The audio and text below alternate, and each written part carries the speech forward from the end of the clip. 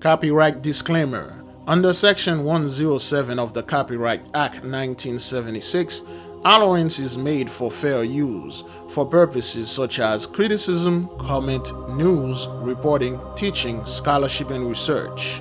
Fair use is a use permitted by copyright statute that might otherwise be infringing. Non-profit educational or personal use tips the balance in favor of fair use.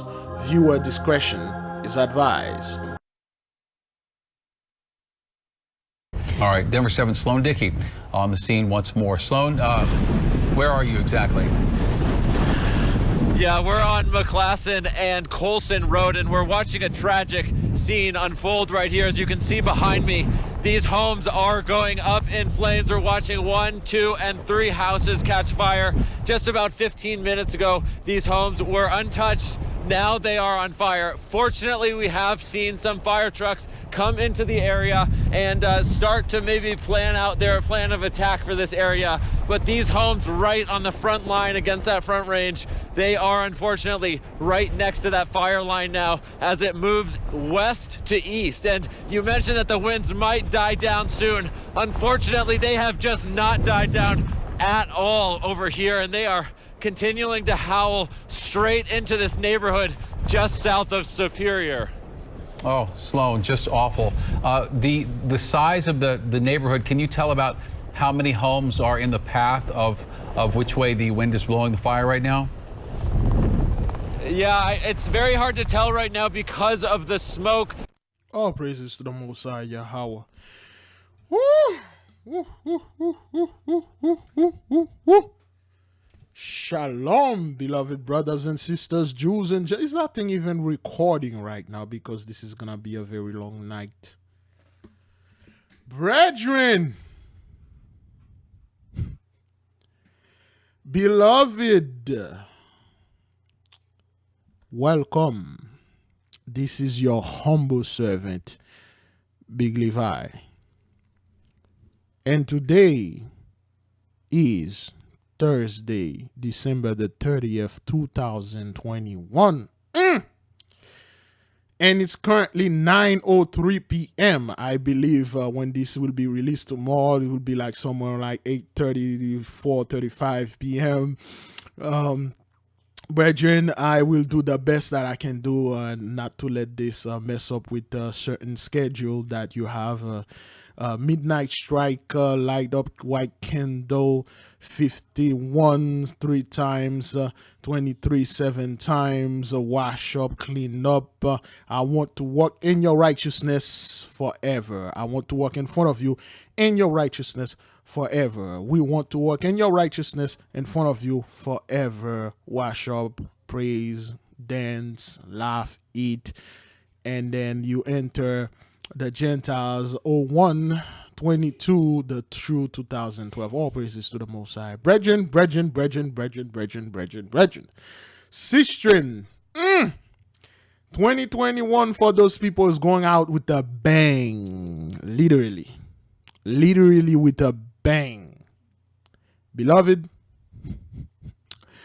let us go. Let us see.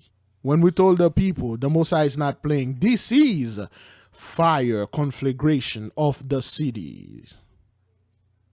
You people, you think like you can go in your suburb and then hide from the Father. I was talking to Brother Patch. I was talking to our beloved brother over there in Georgia. The brother say, "What you gonna hide? You're going to hide in a forest and like in off grade? You're gonna hide in a house? Yeah, bad boys. What you gonna do when you stock on food and have your little food place in stock? Because I don't know, it's gonna be destruction in the city, and then I'm gonna be in my house and have all my food saved. You see, video shows multiple homes catching fire just south of Superior. Fire brings mass devastation. Hundreds of buildings believed to have burned in Boulder, Colorado. Right. Let me tell you something. Anytime they say hundreds of structures or buildings, they want to make it seem that it's some kind of business place or vacant place. Those are residential houses. Those are places where people live at. Those are places where people congregate, places that they do their normal lives things. Why? Why indeed those things are happening? It's happening because of 1619, 2019, the 400 years is over. Pay up.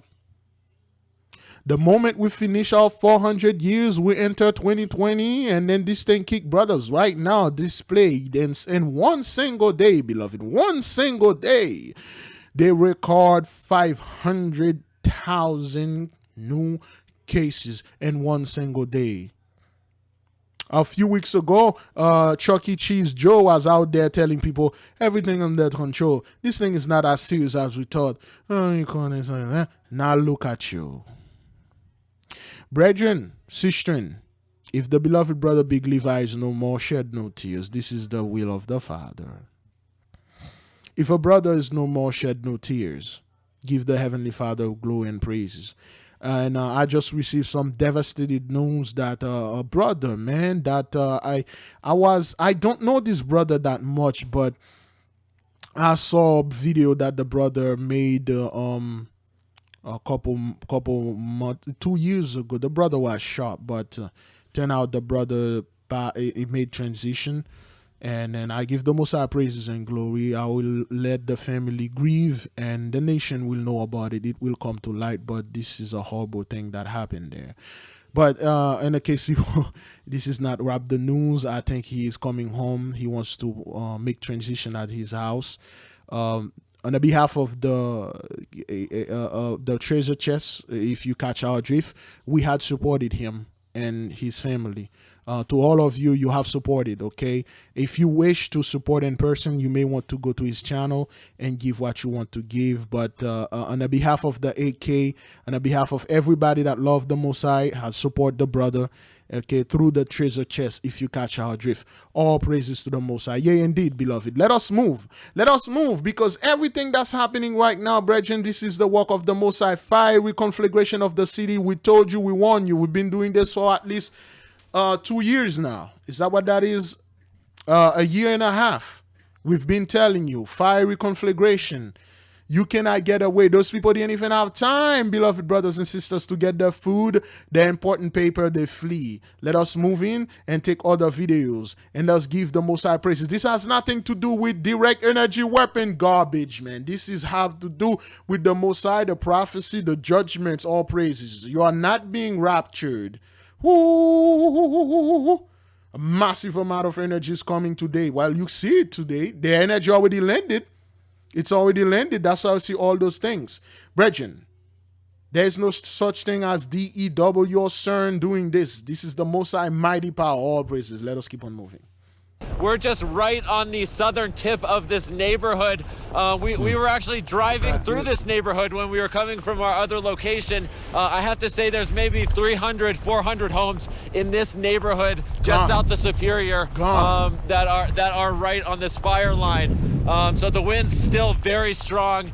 Fortunately, it does seem as though the winds are going due east, and that's right on Colson Road. So hopefully maybe it'll miss some of these houses as these winds, they're still staying really strong right now. I mean, Sloan, it's just, you're standing there, we're sitting here watching in real time, people's lives just being ruined in real time, fire consuming these homes. And this is happening all over Boulder County right now. It is just, we say on the bottom of your screen there, mass devastation. This is mass devastation. I've never seen anything like this. And I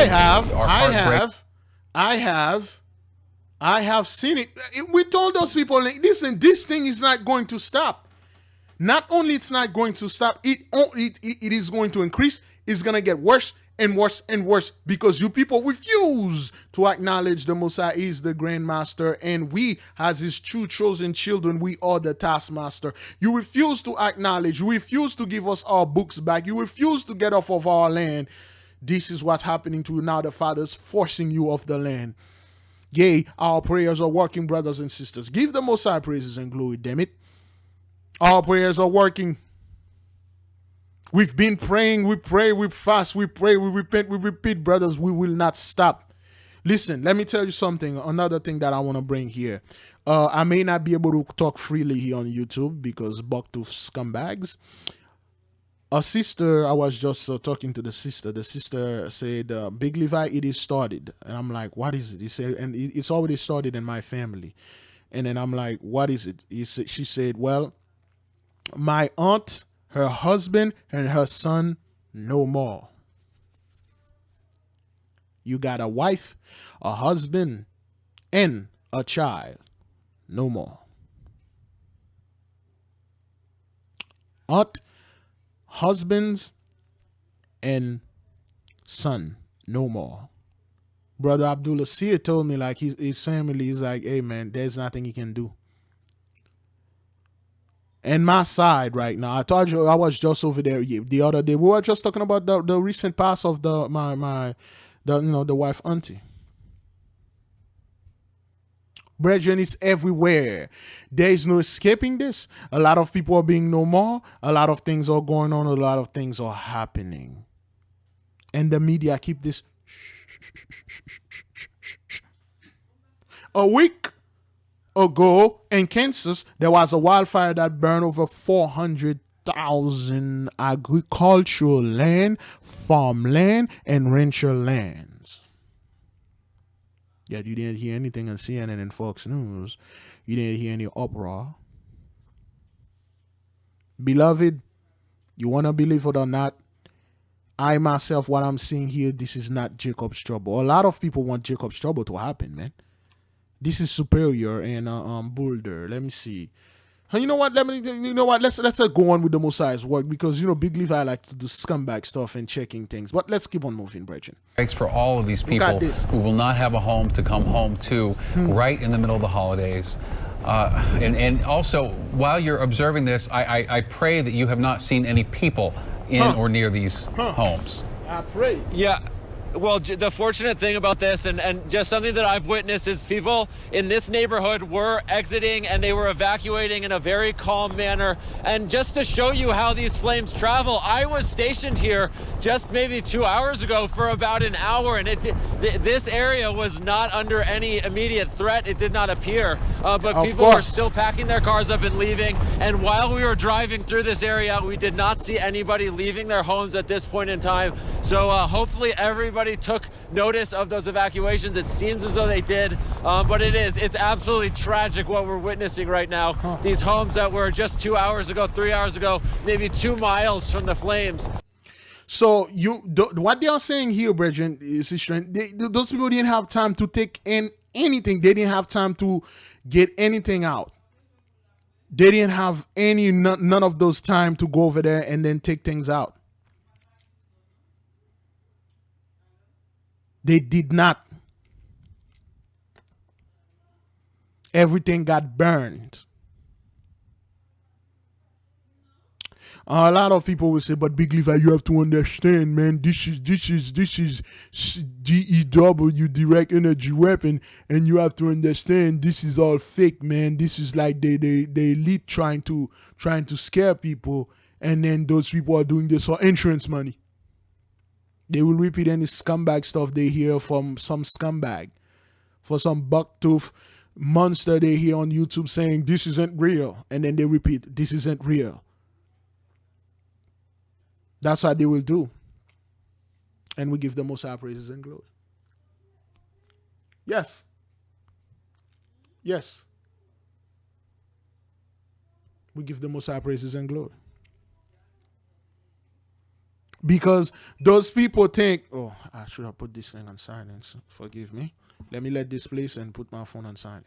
Are now going up in flames themselves. And Sloan, we see the wind kind of picking up again right now. Is there any indication the wind is dying down, or does it seem to just be sustained? I do not, and if you just want to take a look at me right now, I mean, this wind is just howling in that direction. I have to say, this is probably the strongest winds I've seen, at least sustained winds that I have seen today. And maybe that's just happening. The sun is going down, so maybe the wind is shifting a bit, but it does not appear that the winds, or feel at all as though the winds are dying down just yet, and it really is fueling these flames. Sloan, I don't know what to say. I don't want to leave your shot because it it is such an awful example of what so many people are going through tonight, and God knows how many will end up being destroyed, homes being destroyed when this is all over. So once again, this is south part of Superior, correct? It is just tragic what we're seeing. Absolutely, it's very sad to see these flames right now. Okay. All right. These homes again, and we're watching this home just go up in. A sister just the sister said to go live. The sister want me to go live. Sister Jen, let me see. Okay, just let me see what the sister said.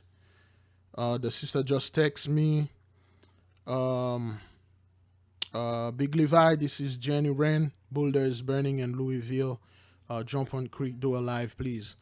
I have to do it. This is straight from the Holy Spirit. Straight from the Most High. Let me go live right quick. Let me go live right now, and then I'll come back finishing this. Okay, all right. Excuse me. So I will be live. Well, it's not today, though. That's from yesterday, okay? I just said this at 9:30, you know, at 9:30, December 30th today, but you guys are watching this tomorrow. So anyway, let me go ahead and do this while it's 9:30. I'll let the people come here so we can just chill.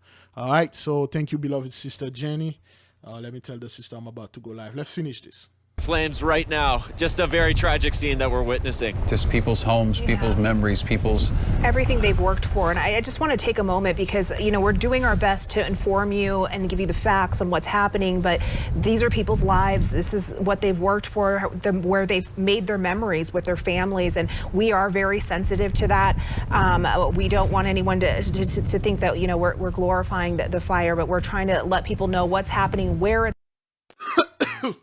Oh, what? No, this isn't your job, lady. This isn't your job to glorify the fire. This is the job of the children of the Most High. Yes. I was drinking some water when she said this. Oh, this isn't your job. This is our job to glorify the name of the Most High. We give the Most High praises and glory, brethren. Let us keep on moving. Let us keep on moving. It's happening so people can make the best choices for them and their family and get out of the area. And best estimation is this is happening to hundreds, or has happened to hundreds of homes in Boulder County, Superior and Louisville, other areas on pre-evacuation notices, Lafayette and Broomfield as well. Okay, so this is again they're a live saying picture like Louisville, Lafayette. It sounds like they're saying Kentucky. They're saying the hood, man. Is that what that guy said? Louisville, Kentucky, Lafayette, Louisiana. Is that what that is? Let me hear this again. And Louisville, other areas on pre-evacuation notices, Lafayette and Broomfield as well. If you really don't know this, you would thought this is they are talking about the hood, but hey, man, it's all good in the hood. Let me know if anything going in the hood, man. Let me know. Yeah, somebody already there, brother Larry already in there. Probably something is going on in the hood. You know, I'm making a video, man. Oh, so I thought I'm talking live, but is that thing recorded? Yes, it is. Okay, let's move to the next video, brethren. And what he sees, and Noel is back with us now, and Noel, we still see that over your left shoulder, that smoke working so hard from left to right on our screen. The wind is not letting up, is it? Nope. It's really not, Tom. Nope, just in the past minute, speaking of that smoke plume. Smoke plume. What a word. What an interesting word you use. Let me let you witness. Let me let you look at this fellow jacket and see what number is in there. You know, and oh boy. Ooh.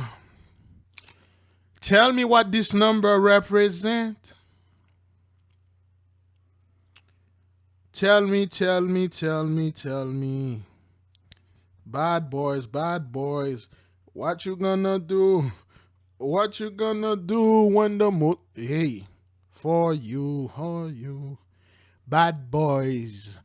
when the Most High sent a fiery conflagration against you, what you gonna do?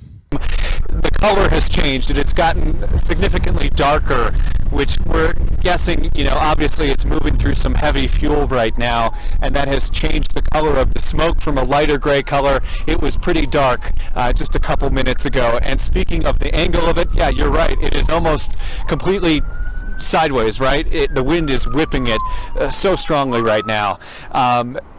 The wind has been the story, obviously, out here, along with the fire. We were talking to a storm chaser earlier out here who was measuring the wind strength. It was sustained at 50 plus miles per hour. We've got some wild and fire trucks that just sped past us down here. So what those guys are trying to do now, they're trying to do damage control. They're trying to do damage control. They're trying to show you where this thing is not going. They're trying to show you, okay, this is smoke. There's no fire. That's what they are doing. Okay? They are trying to show you, okay, well, it's not that bad. Only 50 miles an hour. When you reach some place, they say 100 miles. This is a Category 2 hurricane wind. You can imagine this is all hands on deck for the fire crews. We are looking down toward a subdivision in the Superior area, and this is the viewpoint that we have been looking at for the past hour or so. It's just kind of sickening to see this huge plume of smoke and the wind that has been driving it. Plume of smoke, and they really don't want to show you the actual home that are burning. They spent like hours over there showing you garbage, but one dude there is going to show you. Okay. That's right, Tom. This is a depressing sight that you can see right behind me. We're near Avista Hospital. The neighborhood right next to this hospital, which is about just a couple hundred yards away. It's St. Andrews Lane and Dillon Street. You can see that many of these homes are on fire. We're looking at locations that's what we want to left see. Of where the flames are. There are just foundations that are left standing, and the homes are completely gone. Firefighters were here trying to save what they can, staying out on the perimeter, but it looks like it's a futile effort with all these winds that continue to blow. It is. This dude is telling the truth. 9 or 10 homes that I can see. It is a futile effort, okay? This is futile, all right? Watch this. Define futile. Here's the definition of futile: incapable of producing any useful result, pointless. Pointless. It's futile. It's in vain. Useless, worthless, ineffectual, ineffective. This is futile. It is futile. This is a futile attempt, like a super villain, like Dark Side. Let me see my man, Dark Side. No, not Dark Side. Dark Side Eatery. Here you go. DC Dark Side.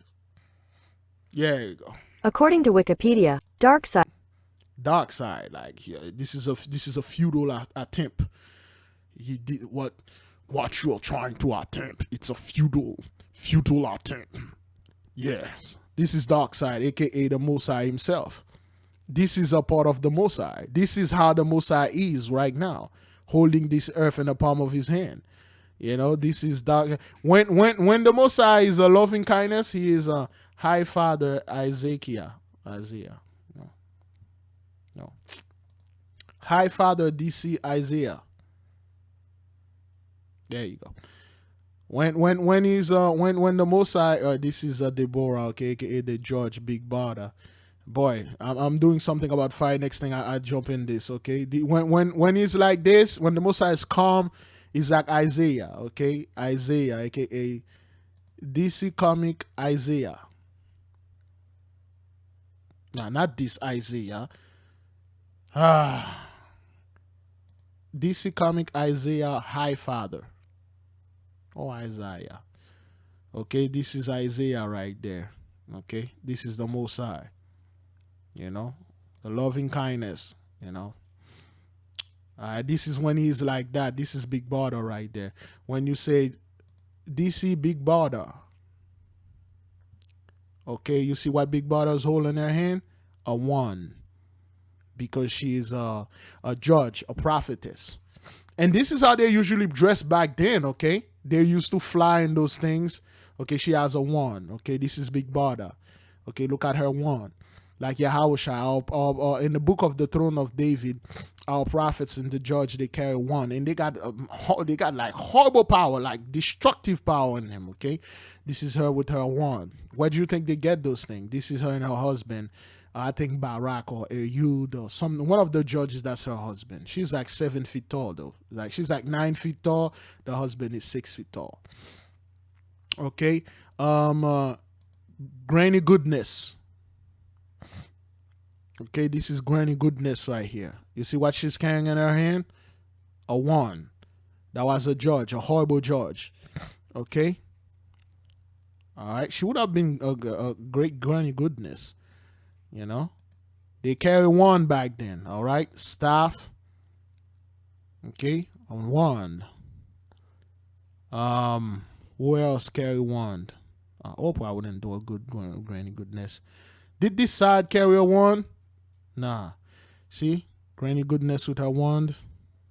Those were the prophets. Anyway, those are the judge and prophets. Those were the evil judges. And her and Superman went that one. Anyway, man, let's go back to this thing. All praises. The thing is futile. This is futile. On fire right now, right in front of me, and that's just on the outside of this neighborhood. We can't tell what's going on as you go back further back into the neighborhood.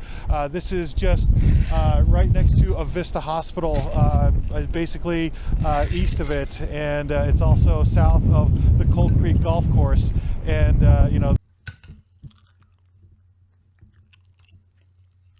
home near a Vista Adventist Hospital caught on fire. All praises to the Most High. All praises. Now, let me let this play. Let me go get some water. I'm about to go live right now. I'm about to go live. So let me go get some water. Let me let this play for you, and then I'll be back.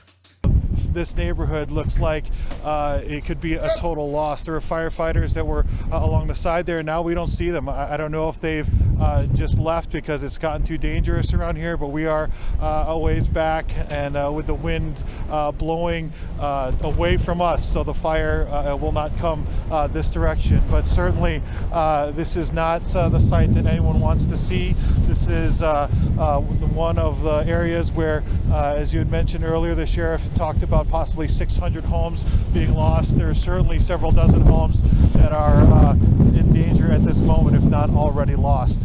The winds continue to blow, and until the winds subside, this looks like a lost cause. Yeah, they alluded to that, the sheriff talking about if you pull into a neighborhood and 12 homes are on fire, what do? You're one truck, you're up against it, and Boulder has been up against it since 11 a.m. this morning when the Marshall Fire was started, apparently by downed power lines. Right, but now we're talking about tens of thousands of people evacuated. Let me go live. Okay, I'm not really live, brothers. That was done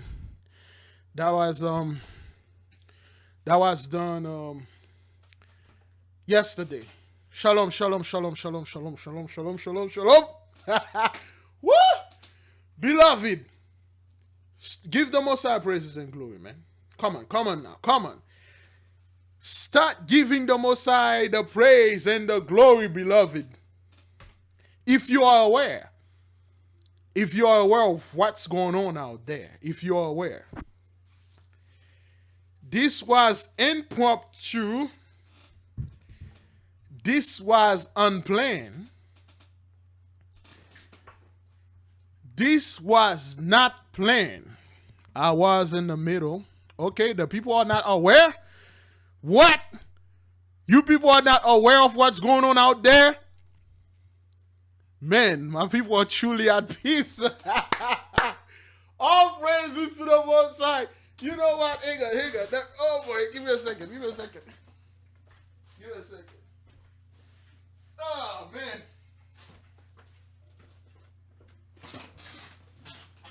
My people are truly at peace. I'm David now, man. I got this Beautiful. My people are at peace because they really don't care. We will not be moved here, man.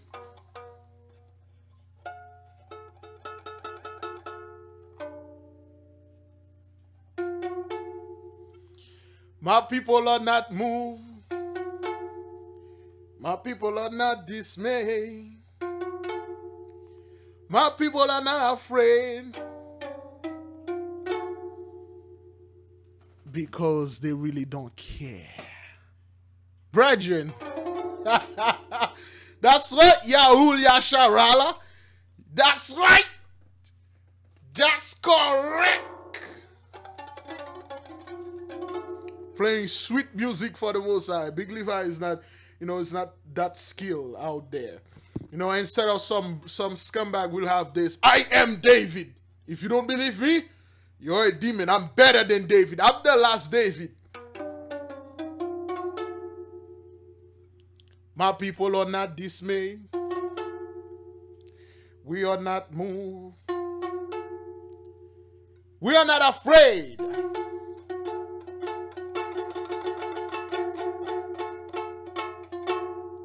Yes. Woo.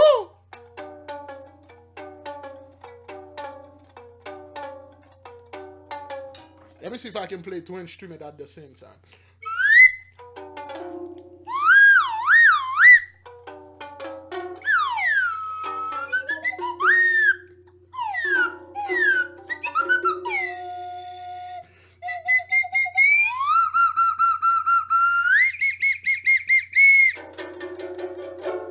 All praises, all praises. Yes, we give the Most High glory. Boy, I love this thing. Did you know my daughter want to fight me for this thing? The moment I stop playing that thing, that kid claiming it's there, it's hers, She want this thing, man. Today I lie upon the bed, I'm singing. I don't even know how to play this thing. I don't even know how to play guitar. This thing is really cool, brethren. You see, you can chef this. You can pull it down. He give you...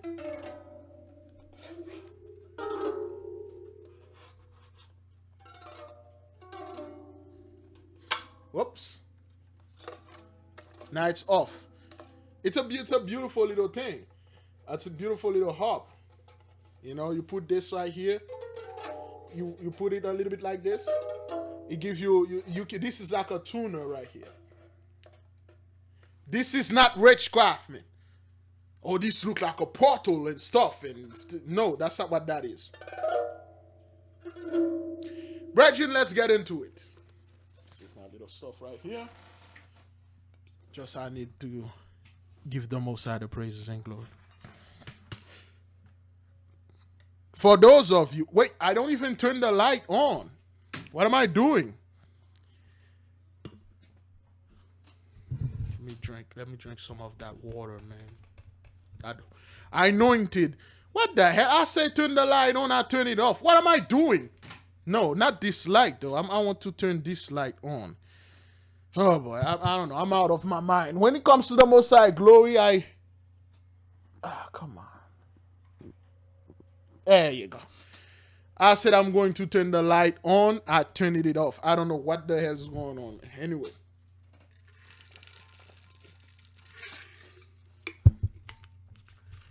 Thank you, beloved sister Jenny Rain.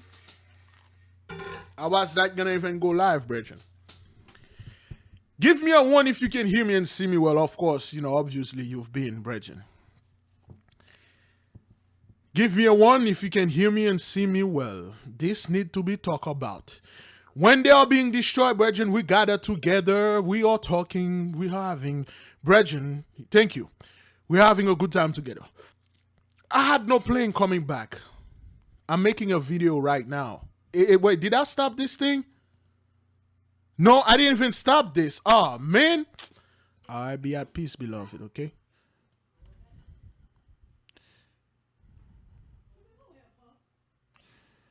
All right. I put conflagration. It's conflagration. Oh, boy. All praises, all praises, all praises. I gotta drop somebody to the airport.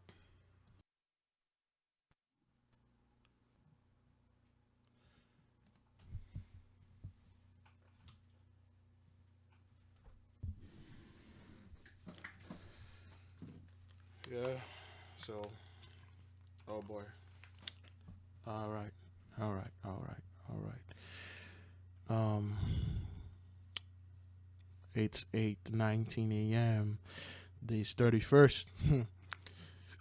I had a lot of things going on. Let me set up the prayer and then I will oh boy, I will continue with this. There's a lot of things going on here. I'll be back instantly. Okay, well, we're back instantly. Okay, this is much more recent. Okay, wildfires rage in Colorado as evacuations continues. Okay, now this is the burial in the mist. You yell in the mist. This is the glory of the Most High. Okay, those are houses. Okay, those are not abandoned structures. They will have you believe. Okay, this old dude just sitting there, and then he's watching. All right, you know. Okay, this is no joke, man. This is no joke. This is not something that those people are using and doing upon their own. Okay, this is air. This is from the air. This is that what that is? Police Wi-Fi is available as well as a wide selection of WhatsApp. Okay. Those are the people that are in the airplane. All right. Those are people in the airplane and they are passing by and then they see this fire right there. Okay. Oh my God. All right. Holy. This is in Superior, guys, right now in Boulder. Okay. I can't see. I can't see. You can't see anything. Okay. Okay. They can't see anything. Okay, they can't see anything. Can you imagine driving in something like this? Okay. We're gonna get crashed on, guys. Okay. God help us right now. Okay. God help us. God. Okay. Okay. You see this? Holy. Oh, damn. Holy. Did you guys just see that? Oh, damn. Oh, damn. Woo. All praises to the Most High, man. All praises. Watch this, man. We're gonna get crashed on, guys. We're gonna get God crashed. help us right now. God help us. God help us. Did you hear what he said? God help us. He didn't say, Jesus help me. And the Most High hear him. You know, for like a better term, you know. The Most High hear him.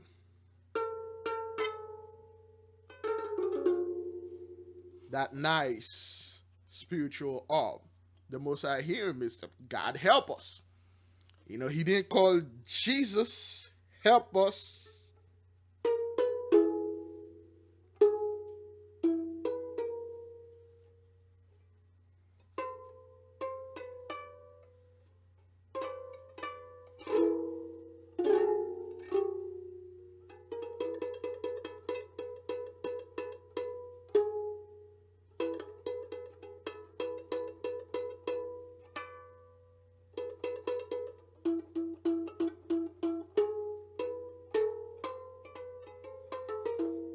All right, that was Big Levi giving the Most High a little praise with his mighty harp.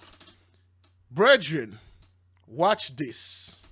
If this is Esau's trouble, I don't know what that is. Okay, and the guy that's driving it, before some of you say, Brother Big Levi, you don't understand. This dude that driving is actually a black man wearing white skin. Get out of here. We're gonna get crashed on, guys. We're gonna God get help crashed us right now. God help us. God help. Holy hish. Holy. Did you guys just see that? Okay. Look at the houses, man. Burn, brethren. Burn. Burn down, beloved. Look at this. Look at this. You can't even see. And then they're going to say, oh, zero death, nothing. The house didn't really burn. It was all CGI. The government tried to scare you. You You know how people love that. You know, there's a certain group of people that love conspiracy. All they are waiting for right now is somebody to come over there and say, oh, when you look at this over there, you can see it right here. I mean, I have a special device. You can see something right here. They call them a DEW. And then it's projected some kind of a 3D hologram stuff. This is not real, people. The government, the Democrats try to take over your freedom. And then they will say, yeah, that's true, that's true. And then they say, the Big Levi, this is Democrat doing stuff. Get out of here. That's right. That's right. Look at this. Now, I don't know if I, excuse me. I don't know if I did this yet. Did I did this? Did I read Genesis 15 verse 13? I don't think I did. But in any case, if I did, let me do it again. Genesis 15 verse 13, and he said unto Abram, know of a surety that thy seed shall be a stranger in a land that is not theirs, and they shall serve them, and they shall afflict them 400 years. Yea, indeed. From 1619 to 2019, we serve all 400 years. Pay up. From 1619, 2019, the moment 2020 kicks in, all hell break loose. Now look at this. Now look at you. From 1619, 2019, and he said, and also that nation whom they shall serve will I judge. And the heavenly Father's judging the nation to what? Many things, including the ley line, but the most common things you're going to see is sorrow from much needs, fiery conflagration of the cities. A lot of people are saying, like, they were giving me a lot of crap last year because when I say fiery of the cities, they're like, well, they are wildfire. They keep burning trees in the forest. You said in the cities. Look, cities is a code word for the Gentiles' abode. Wherever they at, they are going to get burned. Okay? All those things are here. All right? Let us keep on moving, brethren. Okay? Let me put this prayer over here. Oops. There you go. Right here. All right. I'll do at 11. You already watch it. Okay? Look at this. Okay. Look at that. Look at the sun. People are trying to get the hell away.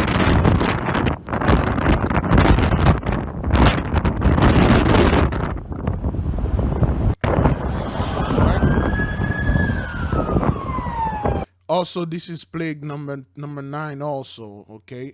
Flight in distress, okay? Those people are fleeing. The Most High gonna have them fleeing the land. Flight in distress, okay? Also number 9. All right, it's number 2 and number 9 and number 1, sorrow, destruction by pestilence among the cattle. It's pretty much everything. But flight in distress is one of them, okay? They are fleeing, okay? Fleeing, emergency.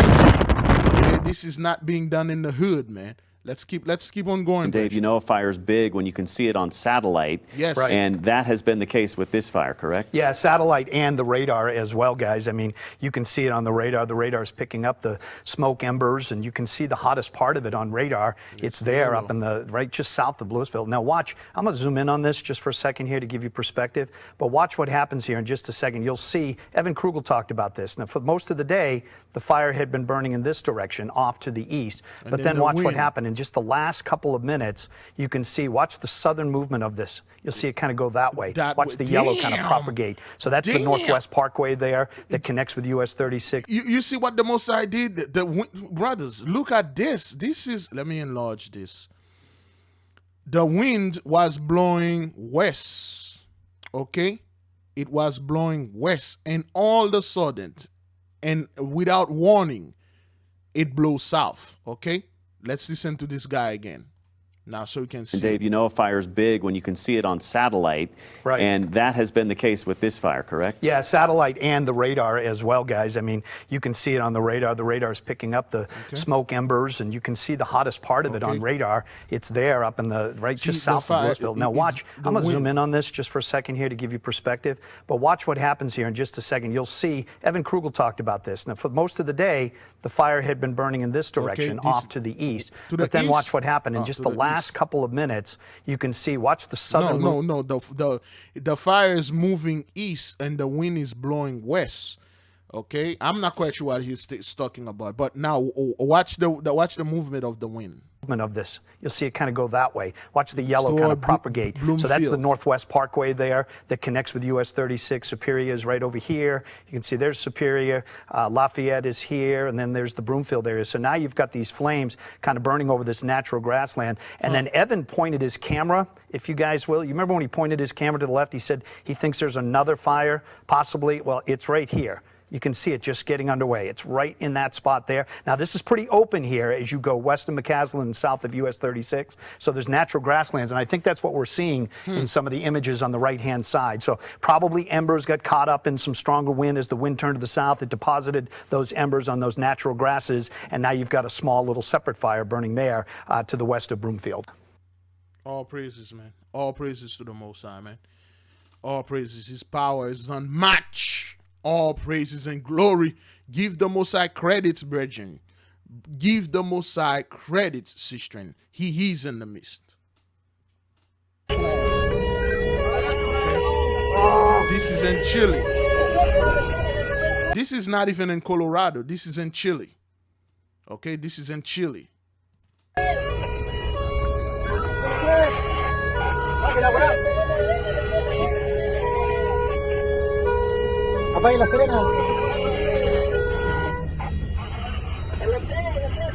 All praises, man.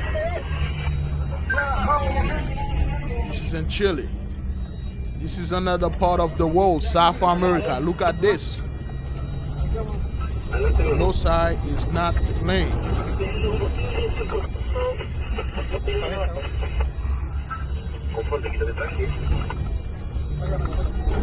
The Most High is not playing, man. There you go. There you go. Look at this. You see the sheer force and speed of the fire.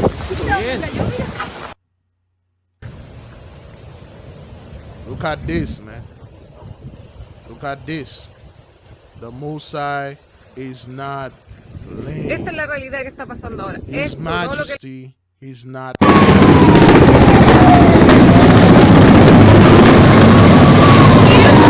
This is your technology. A helicopter with a plastic bucket tie at the end of it. You do not have your technology that you're saying that, you know, we have up and CERN, we can control the weather. You can't. You can't. You cannot. This is happening in Chile, another part of the world. It's not like this thing been happening for 2-3 years. This is a couple of days ago. Okay? This is your technology. This can't be nothing.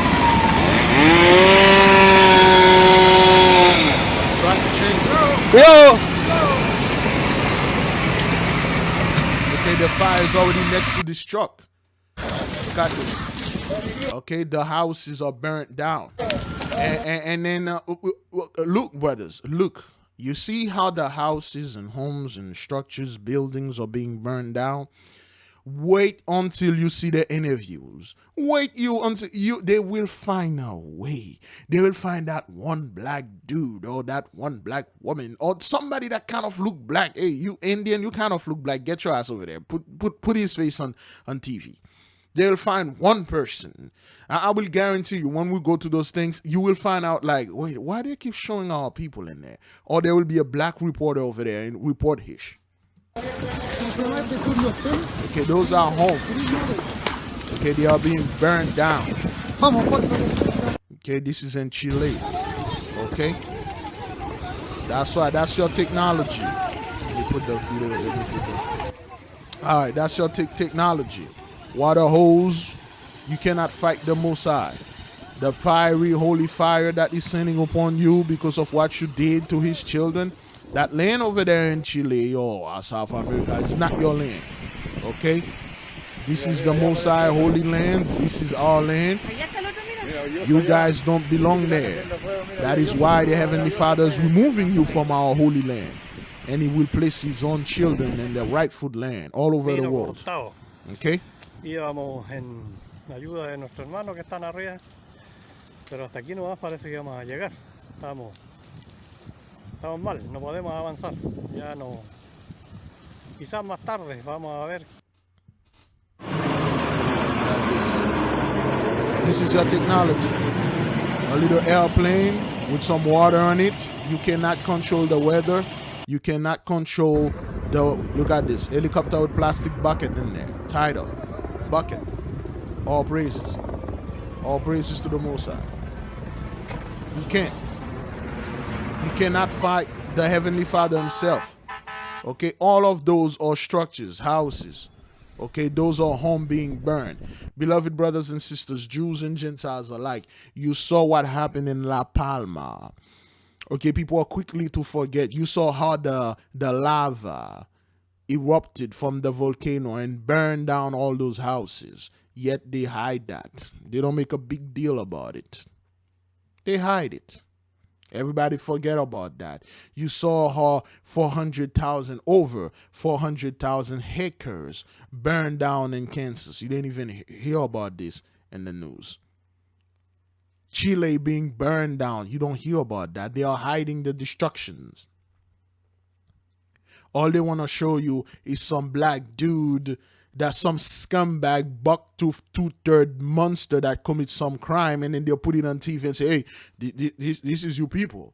Look at Chicago, man. Chicago is what about Chicago, man? Why Chicago?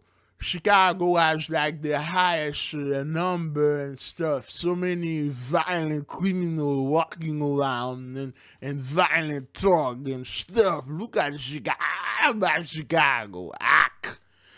We need to do something about the Jezebel out there shaking their booty and twerking. Man, F you, dog. I ain't nothing to do with me.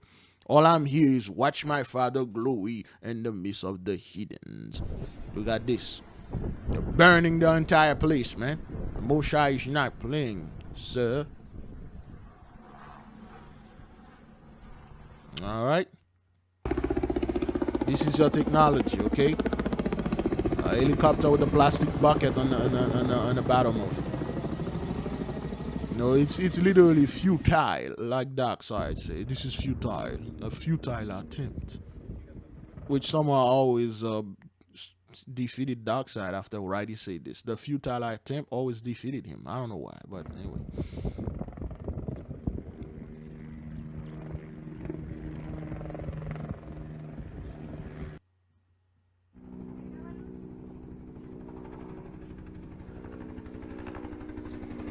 Okay, that's it. Those things are not doing anything, brethren. They can't do anything.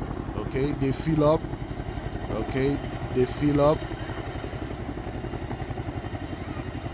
All right, and then they go ahead and drop this on the.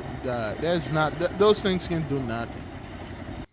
This cannot fight the glory of the Most High, man.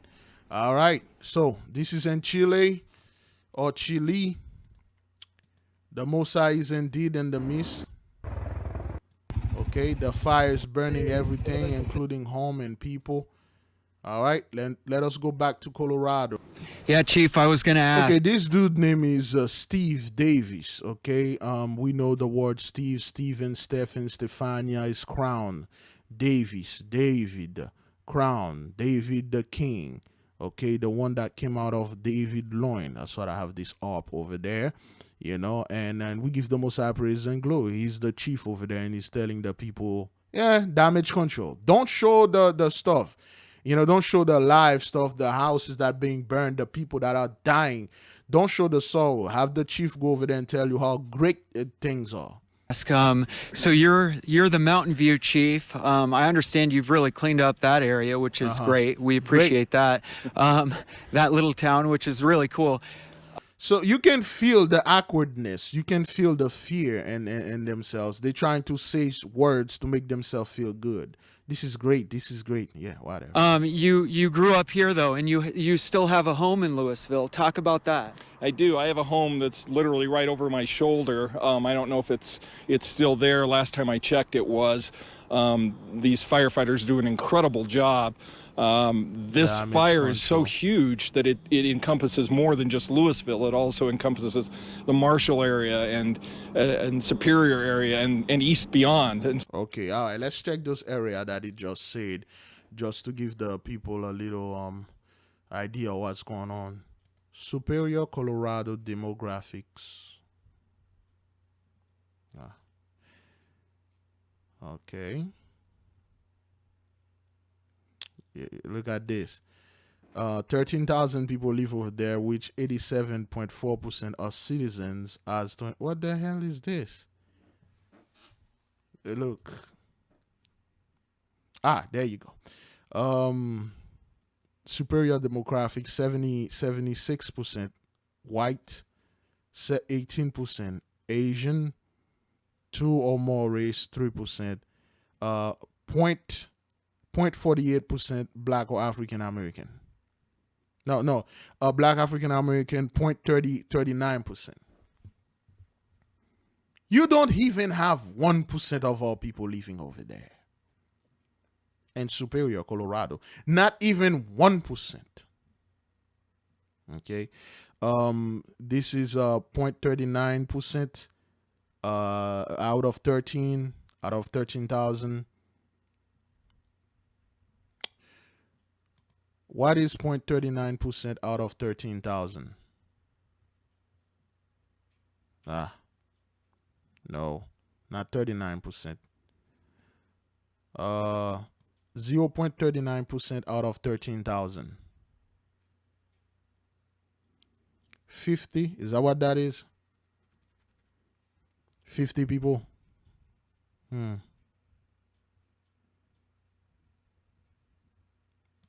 me see. Yeah, 50 people.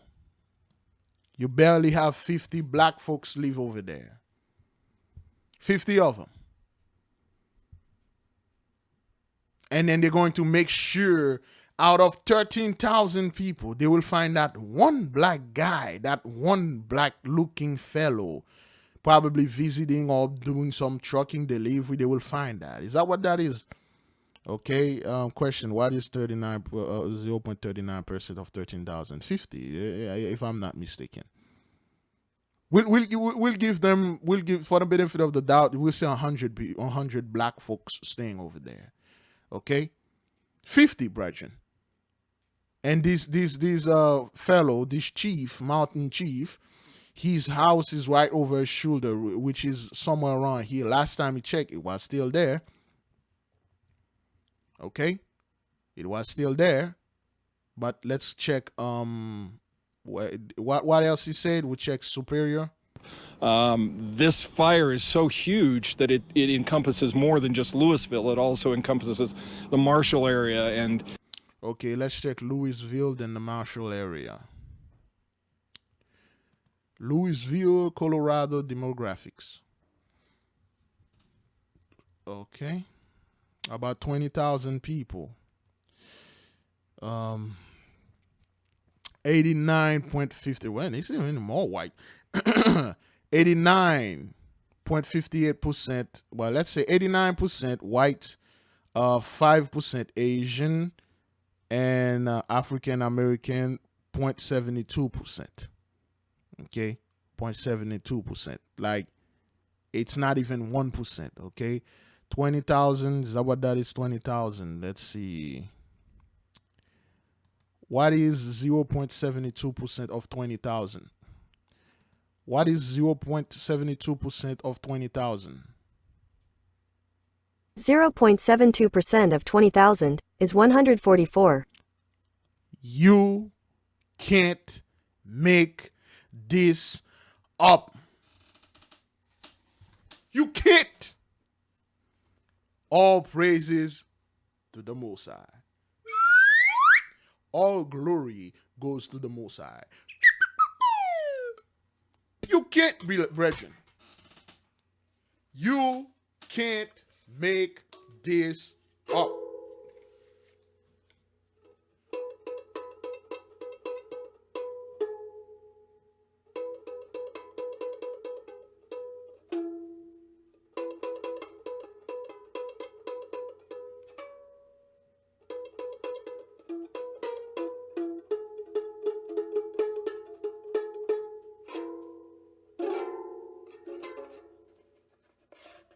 All right.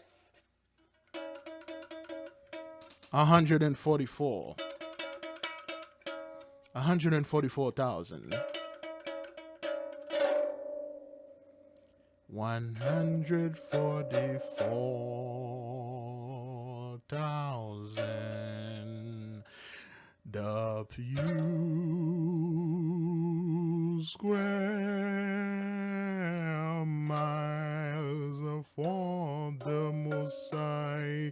He is saying, he's sealing his 400,000.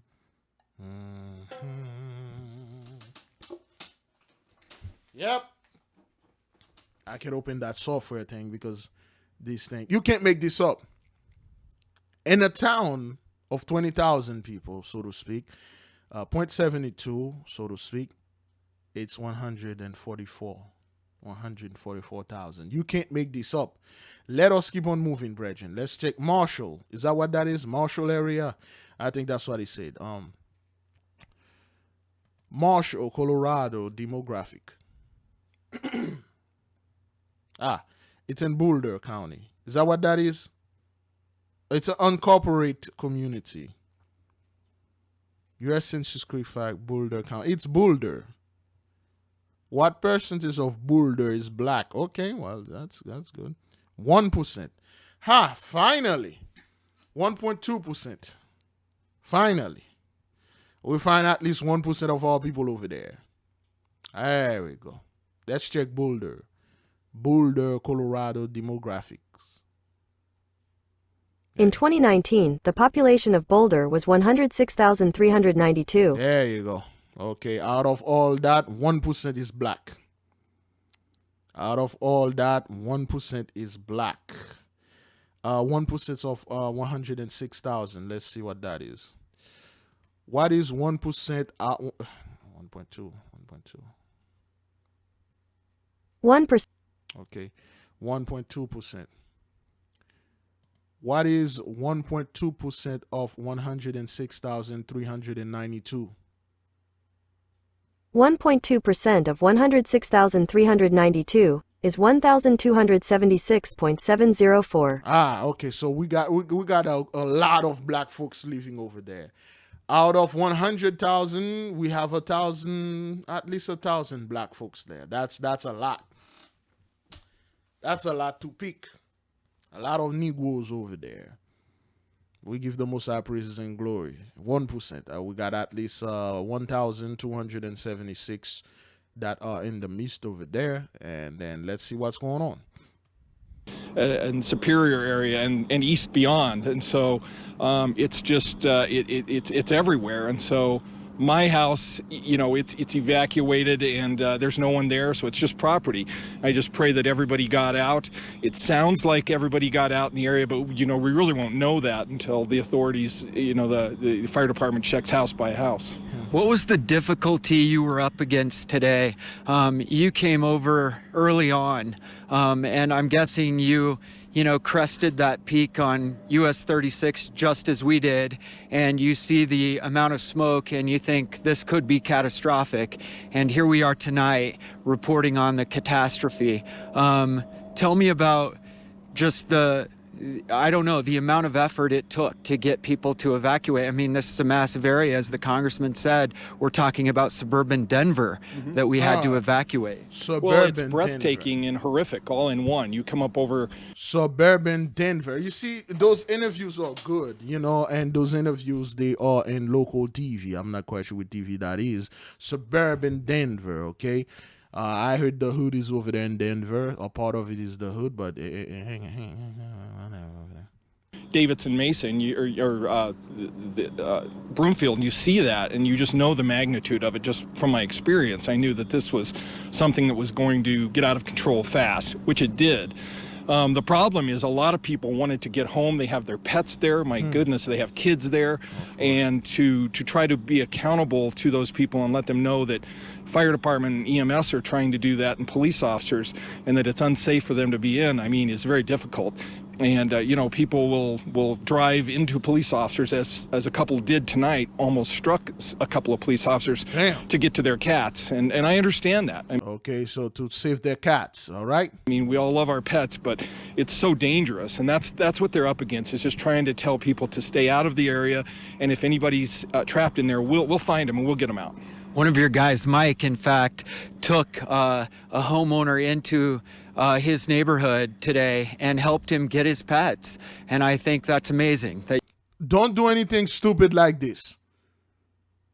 Look, listen, if you are, or something happening, brethren, you are in an area, there's some fire, get out of there. Don't try to rescue a pet or anything like this. I don't want to listen to this garbage. Damage control trying to show that heroism, trying to save pet. Get out of here, man. Okay. Let me see this. Oh, that was a live stream. Oh boy. Oh, from news, 9 News. Let's see. 10 hours, man. That thing was streaming for 10 hours. And get to everything. Now, what you kind of see on this side, you see that powerful fire, and then over to the right this way, you see that contrast. That is where water has been poured on the fire, and you can see a much weaker fire. And so they are trying to do what they can in those areas, but you can still see that's pretty much still on fire, even though it's... Yeah, let me rephrase this. The effort that they are doing is futile. There's nothing they can do here. It's lost. They are doing this thing for show, for damage control. That's what that is. They are not doing it like, oh, well, you're doing this because we're gonna save your house. The house is already burned down. That's what that is. On the ground and not spreading, it's still on fire.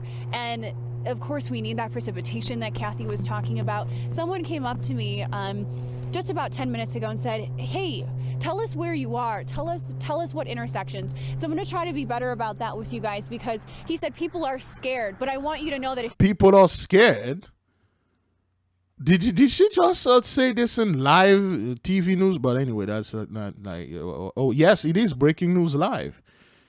People are scared. It's one thing you never should. There are some key words you don't say on live, but again, those people are saying it here. If you're scared, if you're worried that if you're in an evacuation zone, for instance, check the map, go to the emergency services site. We want you to know that there are ways to figure out if you're safe, if you're not safe, and even if you're not. Well, you are not safe, and in a fire like this, you would never be safe. Not in one of those zones, you can still leave, and it is hard to leave, and we understand that, but it's scary. And as much as the night goes on, I think we've wanted to see much more die down, but it just hasn't. It doesn't.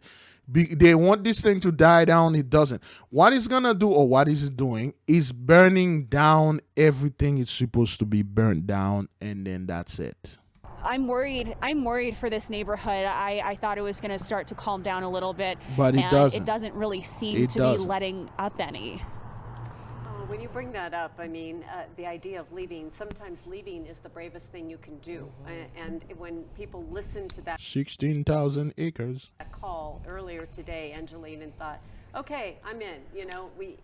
I think the hardest thing is when we see catastrophes and disasters like this is when people say, no, I'm going to ride it out. You can't do that. That's the pride of the Gentiles. I'm going to ride it out. Yes, as if this is a hurricane. Okay. No, you can't. And I did speak to a couple of evacuees earlier today, and you know, one father, his daughter was home alone, and he went back. He parked his car a ways away, and he went back to his home. This is when we were in another area. We've moved so much, so I apologize that I'm blanking on the location. But he went through where the grass was on fire to get to his daughter.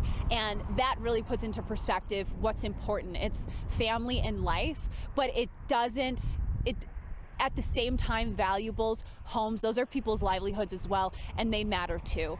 The Most High is burning them down. Give the Most High praise, glory, and credit for this. This has nothing to do with ops, CERN, DEWs. This is the Heavenly Father burning your H down. All praises, man. Again, this is plague number 2, fiery conflagration of the cities, and also plague number 9, flight and distress, and also plague number 1, a lot of sorrow over there, man. You know, you lost your house, man. This is no joke. Damn. Shannon Ogden with Jessica Porter and our vast team out in the field in the middle of all that nightmare that you're seeing there in Boulder County right now. And I want you to stay with us for many reasons, because we will be here until this thing is through. But in 1 hour at 5 o'clock, the Boulder County Sheriff's Office is going to hold a press conference, which we will carry live. And I say that sort of, that's going to kind of be an important bit of information, because we have not had... Okay, those are homes that being destroyed, Bridget. Those are not empty buildings. Those are houses. Oh, this is more video from McCaslin, from Eric English that we had before with. All right, we see that old dude. That's probably another recycle video. It was Superior. I believe at one point you were also in, was it Lafayette, Louisville, I believe. Where are you now, Russell? Kind of talk to me about what you're seeing here. Yeah, we're in Louisville now, Gary, and we're moving to the east, away from the fire. Now we're at Dillon Road and 96th Street, and flight and distress. A pretty calm situation here in terms of the traffic. You've got some, what looks like a police officer over in the north east corner of this intersection, doing some traffic control here, as people are just.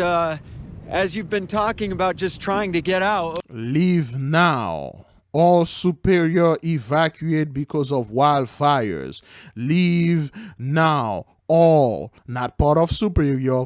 All, not some place. All, not certain place. All of Superior evacuated because of wildfires.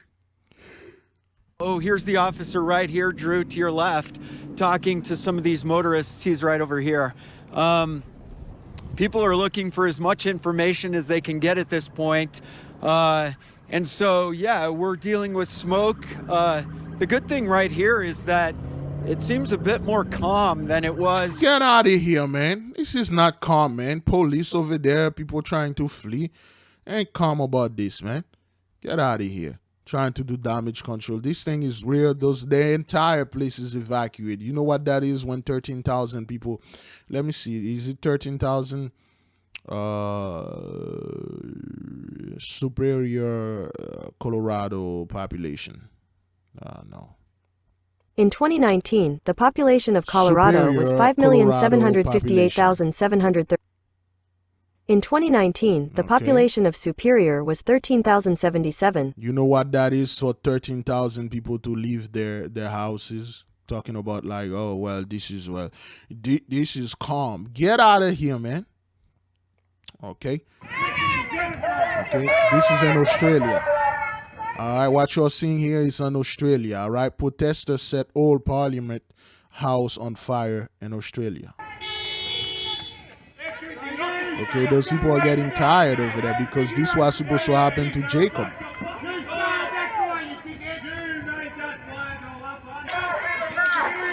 A lot of bucktooth monster hillbillies here. Hey, hang on, let me see. Is that a black dude? They didn't even interview this black guy. Let me see. Okay, it's not a black guy. Let me see. Nah. Oh, it's a white dude wearing a black shirt. All right. Okay, they set it on fire, man. The whole parliament. So fiery conflagration is all over. Those people are not playing. They are angry. Their freedom is being taken away by the Most High.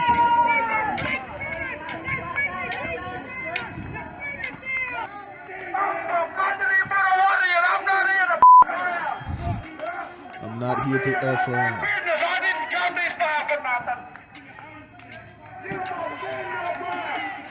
Yeah, look at those police officers standing over there trying to, oh, you're not going to set this thing any more fire. You're not going to put any more fire in there. They already burned it.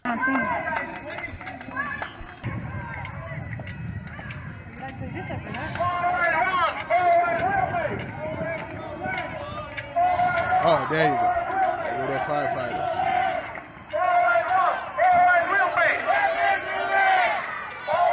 So just to show you, man, this is no joke, man. Now, let's read the comment a little, if there's comment. Oh, there is. Australia, we promote racial harmony. We set good example of democracy for the world. Okay. Best thing the Australian police have ever done. Okay. Where that building has been used as a great symbol of democracy, mandate are not great symbol of democracy. I'm surprised it took so long. Look like the firemen took their sweet time to getting there. Okay.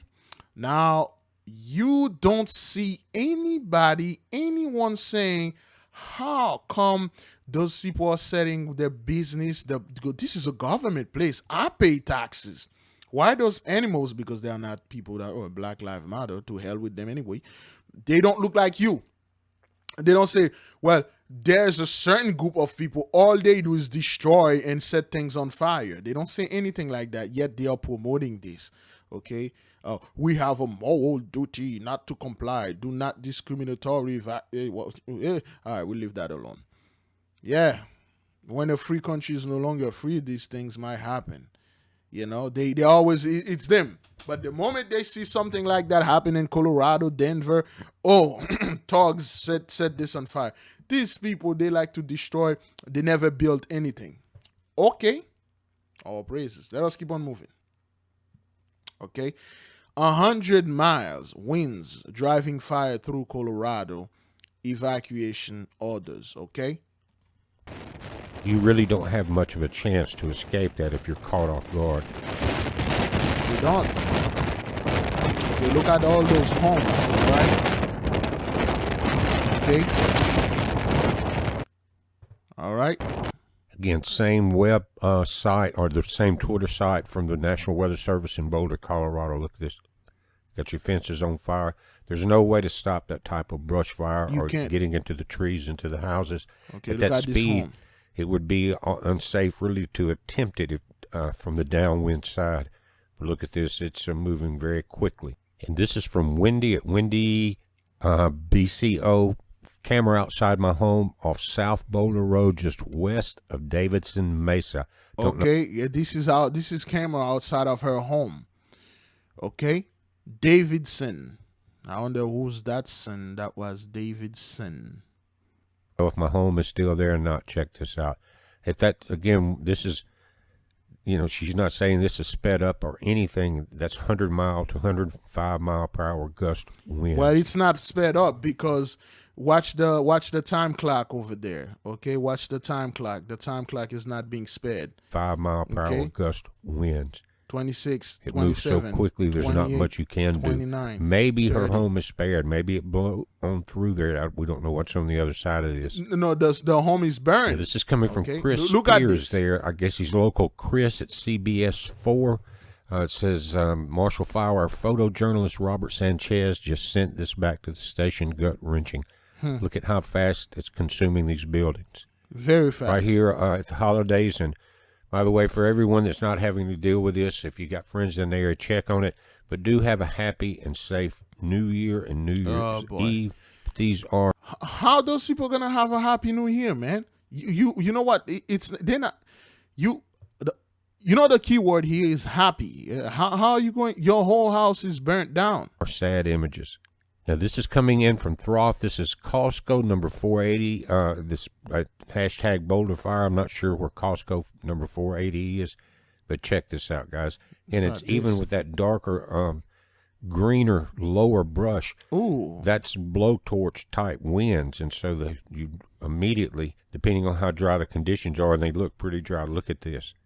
Nothing you can do with that.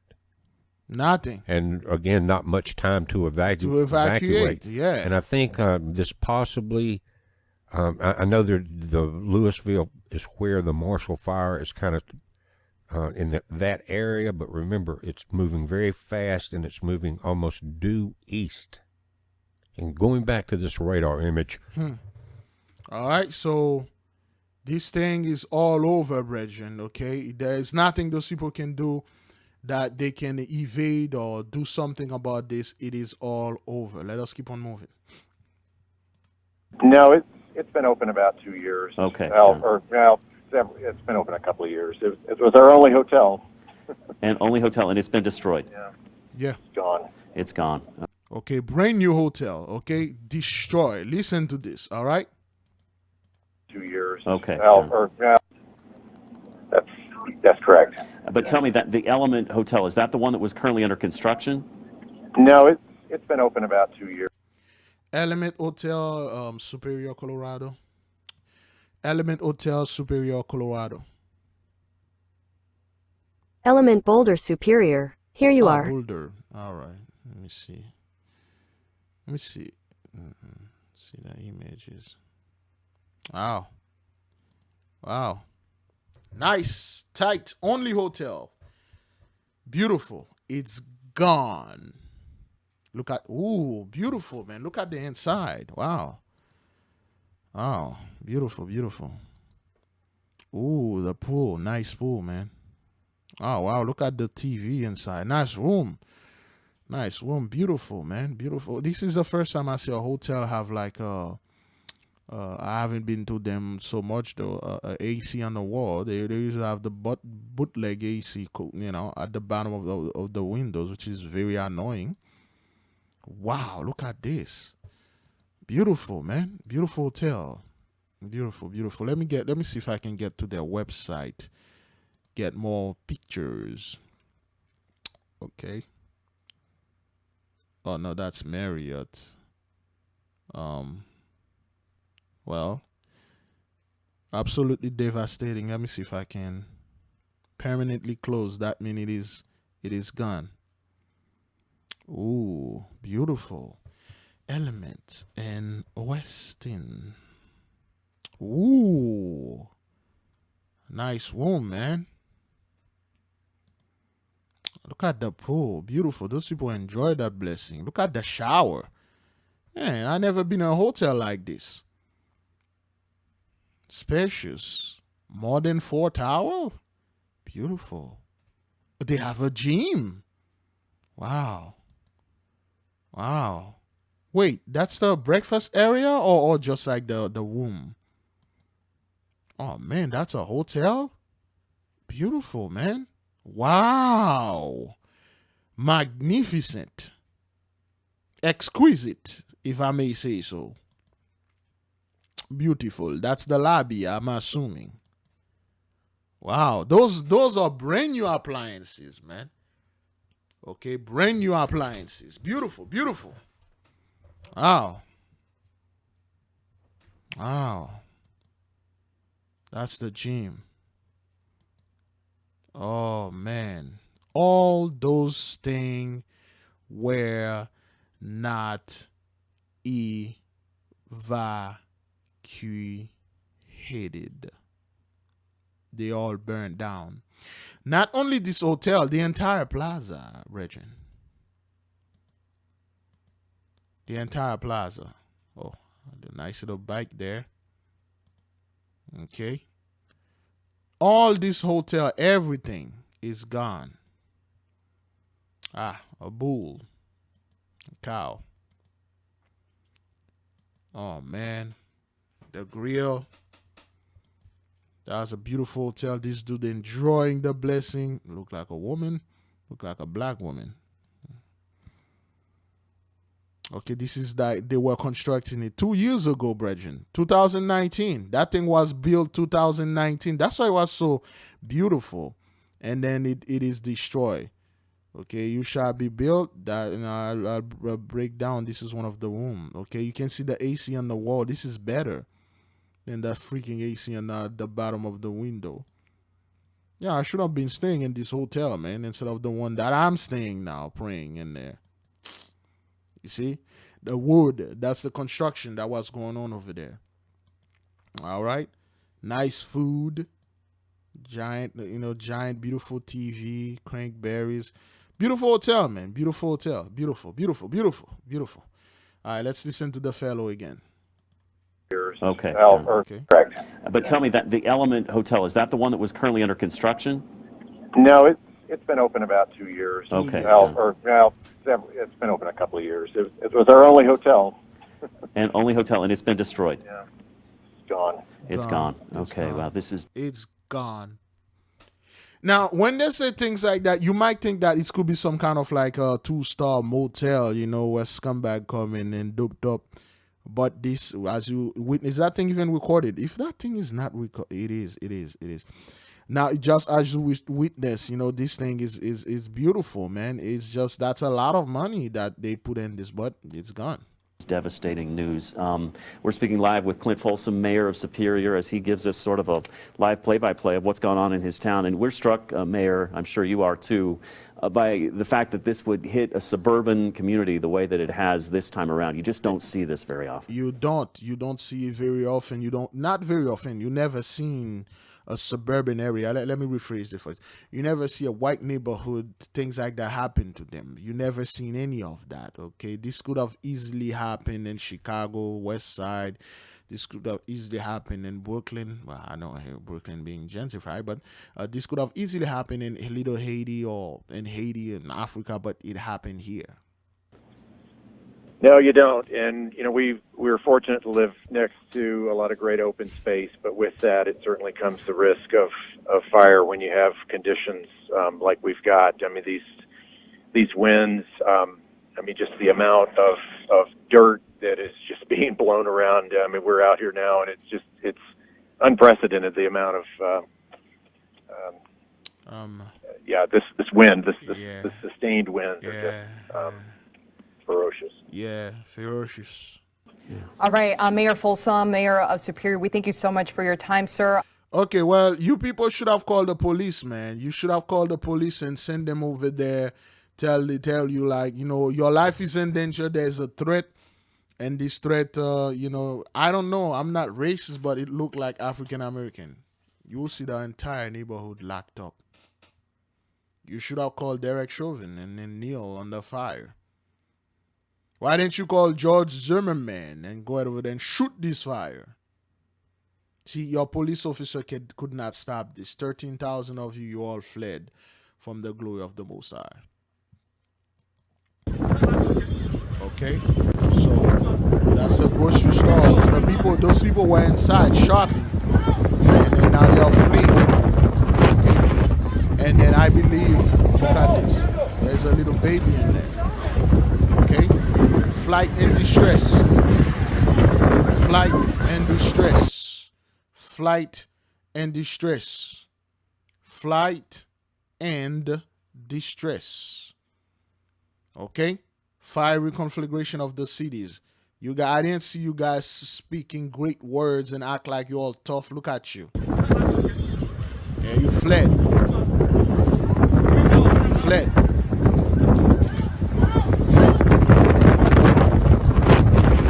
Grab your baby. Give me the kid. And they didn't pay for this food. You guys didn't pay, man. You people didn't pay. You guys are getting out of with free food. What the hell? Somebody call the police, man. You people are getting out there with free food. What's going on here? Now, beloved, the next video, I don't know what that is. I don't know where it come from, but watch.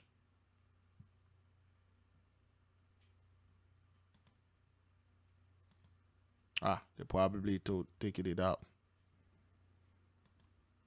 Huh. Oh, there you go. Crap. I'm videoing it. All right, let's watch this again. It just gets worse and worse. Holy shit. Okay. Fuck yeah, I'm videoing it. What the fuck? Okay. I think that might be a gas station or something. Fuck yeah, it's a gas. Okay. Whoa! Oh! It's funny. Oh, there you go. serious now. Look at this. Look at this.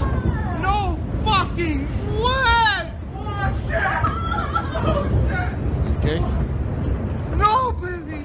No! I don't know where that happened. Look at this. Yeah, we're dangerous. Oh my god! They are truly panicking now. Are you filming? Yes, I'm filming. Wow! Wow! Okay, boom. Look at this.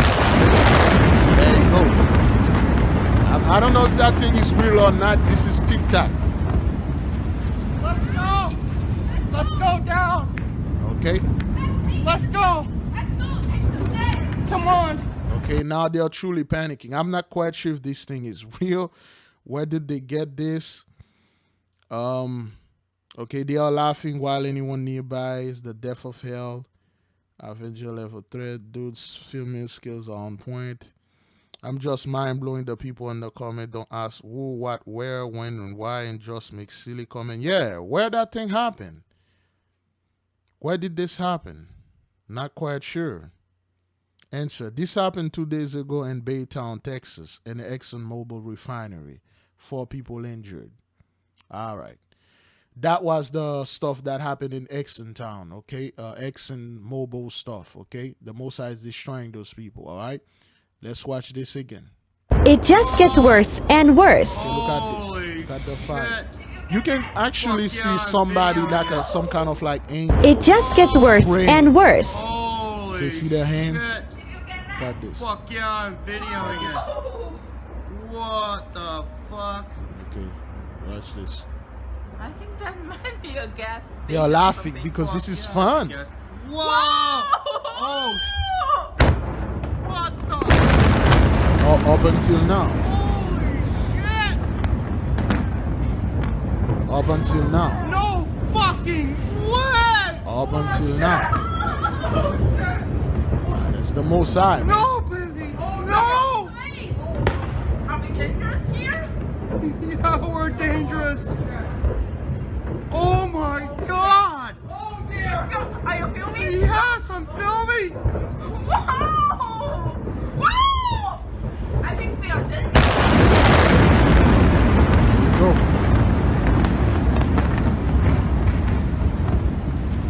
Let's go! Let's go. Let's go down! Let's go. Let's go! Come on! Let's go. It just gets worse and worse. Let's go. So you see the fiery conflagration, you know, the Mosai opened his massive portal here and destroyed this place. Okay? The Mosai is not playing, man. The Mosai is not playing, brethren. Okay? And then you see these things are happening every single day. Every day now. Not every season. Every single day. Is that thing recorded? Did record it? Yes, indeed. We give the Most High praises and glory. Let us keep on moving. Okay. This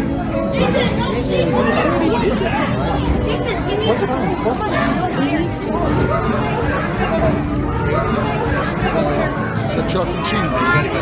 Is that Joe Biden? Oh. Look like Chuck E. Cheese Joe over there. Okay, all the children, they were in there, they have to evacuate. Okay, they have to evacuate. Okay, because there's a fire out there. I don't think we're safe in our car. Okay, while the children were there playing. I can't get this door open. Well, it's an emergency, though. Kick it. Did they not like them in?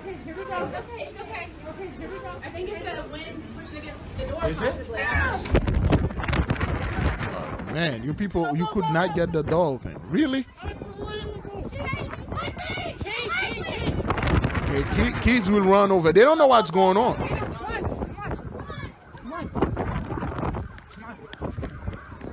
Alright, they fled. No more enjoying the blessing, man. No more.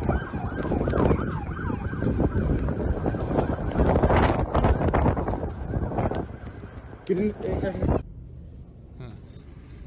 Intense winds, and there's smoke right there. I know. Right over, right behind. I've seen wind and fire like this. Never did.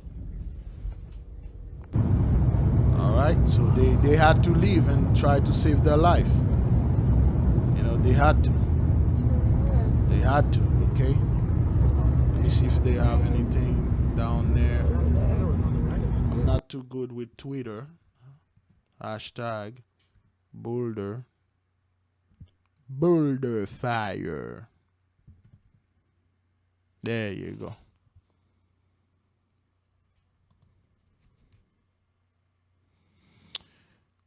Okay, we watched this woman. Okay, we already watched that. Let's see if we can get videos only. Is that how that works? Okay, they got a lot of cows over there. Remember, okay, they got the cows. Is that a dog chasing them? What the hell is this? Oh, that's the wind. What is that? Oh, that's the wind pushing something. Oh, damn.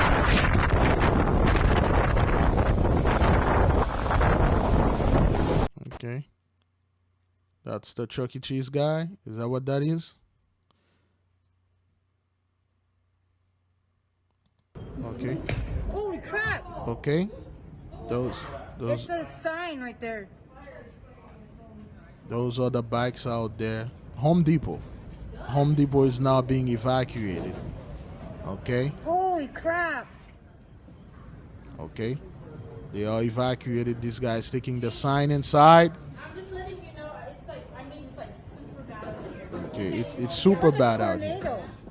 It's you see what? Listen to what she said. It's like a tornado. It's like a tornado. Let me put the value. I mean, it's like super bad out here. It's like a tornado. It's not like a tornado. It is a tornado, and the fire and everything. It is like yellowish, black right now outside. We can't even see the parking lot. See? So I guess it's You can't even see in the parking lot. Okay, look at this. All right, everybody's fleeing. Everybody's fleeing. Okay, look at this. All right. All right, look at the whole place, man. Burned down.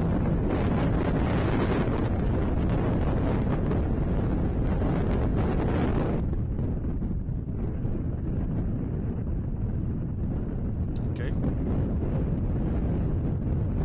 All right, this fire is no joke.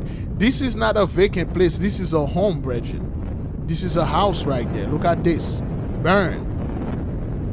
Okay, burned, brethren. Okay, it's burned down. It's not like this thing. This is not CGI. Okay, this is not Big Levi. This is like this is fake. Those were all paid actor. Okay, look at the house. Okay, you see it? You see the home?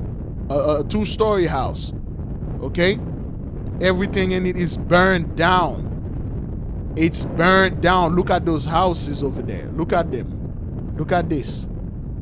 Those are. It's not. This is not stage. This is real. All right. This is real. And we know the Messiah is indeed in the midst. Okay, that's from above. All right. You know, the people are flying. Those are not paid actors. Okay. Those are not paid actors. Those are real people. Okay. Okay. All right. Those are homes, properties. All right. Okay. All right.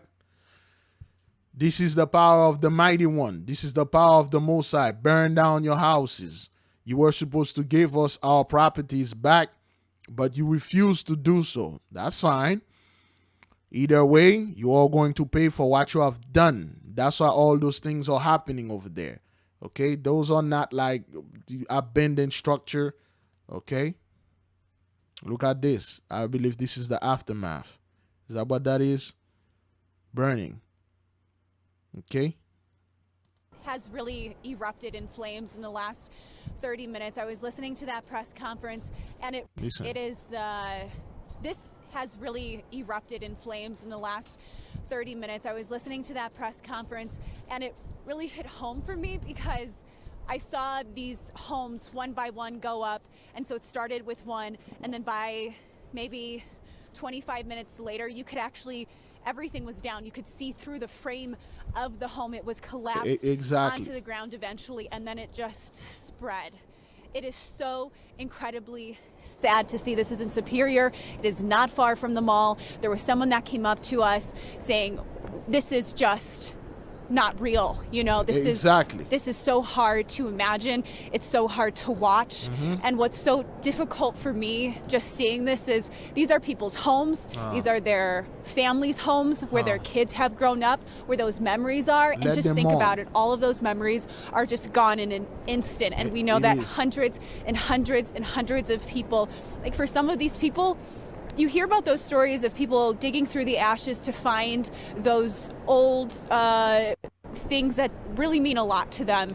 And watching this fire, it's hard to imagine that there's hope to dig through any of that and find anything that would be salvageable from this. It's really hard to watch, really hard to see. You can feel the sorrow in her voice. You can feel it. The flames themselves are so bright. They're such a dark, bright orange. Some of it's very dark, some of it's very light, but it just grows with intensity. The wind has lit up a little bit, but not very much at all. And so it's making it really difficult for these fire crews. We were just told actually to leave one of the spots we were in, and everyone in that area was as well. We're now on the other side of it, but incredibly, incredibly devastating. It is emotional, and you hit it because you talk about the homes, and each one of these stands for someone else's home as well. Yeah, so that's what happened. Okay, people grabbing their cats. Get the hell out, man. Get this cat and hey, let's go. Ash. That cat looked just like Ash, man. Grab Ash and let's get out of here. Flee. Okay. Okay, look at this. Ooh, they showed that on CNN. Okay, this is not normal. This is not normal. Thank you, Chris. Corner this. Look at this. Listen to this. Well, it's good to be with you. We're fine. We evacuated as a precaution. Clearly, it's just a devastating. Again, what did I tell you? What did I tell you? Huh? What did we say, brethren? Out of all the people in Boulder, they would have put on CNN, they put Joe Niggas. Or Negus. Neguse? Joe Niggas. They put Joe Niggas in there. They put a black man. Yo, tell those people, Representative Joe Niggas, how you are responsible for this. Somebody prophesied that last night when we were doing this. They said, well, it could be by the morning, it could be somewhere around 600 home. Look at this. 100 miles winds fuel life-threatening in Colorado wildfires. Nearly 600 homes destroyed amid states of emergency. On CNN, they put a black guy. Out of all the people you could have seen, you take the black dude. You take this massive raccoon and put it right in your face and say, this is it. Those people are doing this. Is a Democrat from, I don't know, Colorado. And he has to explain. Let's listen to what Joe Niggas had to say here. Listen to this dude, man. Well, it's good to be with you. We're fine. We evacuated as a precaution. It's just a devastating day for Boulder County, for our communities. Our community. Superior and for the people of our state. You said these are unprecedented wildfires. People of our state, unprecedented wildfire. You know what? Let me see. Let me see if I can get CNN here, man. Let me see if I can say something. Oh, That's the update. That's the update on the fire. Boy. All right, let me see. CNN Colorado representative Joe Negus. There you go. You know, all right. You know what? Let's just grab CNN. We're probably gonna find something here. Is that what that is? Is that what that is over there? Let's watch this. Let's see what's going on with that. A state of emergency in Colorado, with thousands of people fleeing their homes as two fast-growing wildfires fueled by hurricane-force winds destroyed. Thank you. You gotta start saying that now. You people have to tell them it's a hurricane, it's a tornado, and it's a wildfire. Hundreds of homes.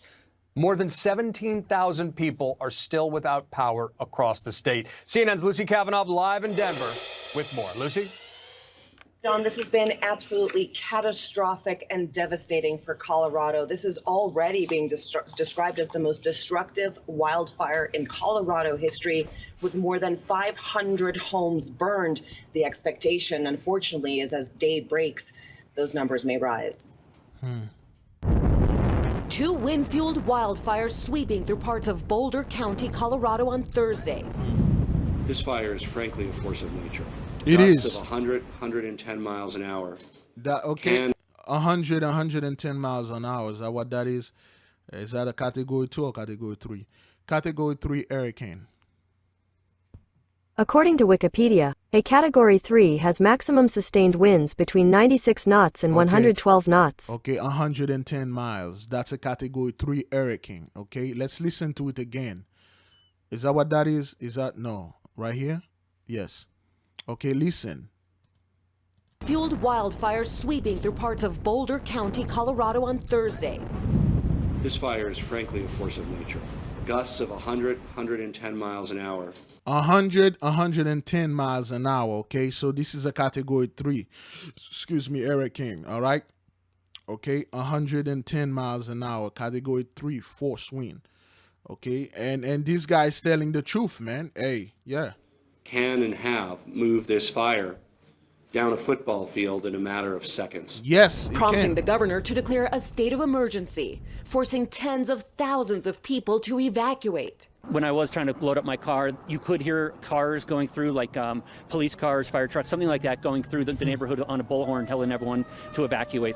I grew up in Louisiana. I've seen hurricanes, nothing like this. No, of course, all praises to the Most High. Dry air, drought conditions, and hurricane-like winds from 80 to 100 miles per hour, with gusts reported up to 115 miles per hour, fed the quickly spreading 150 miles an hour.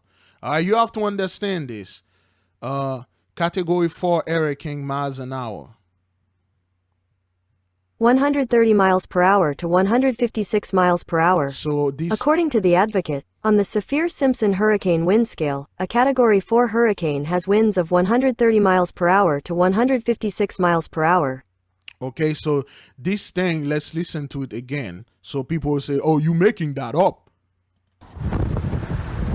Dry air, drought conditions, and hurricane-like winds from 80 to 100 miles per hour, with gusts reported up to 115 miles per hour.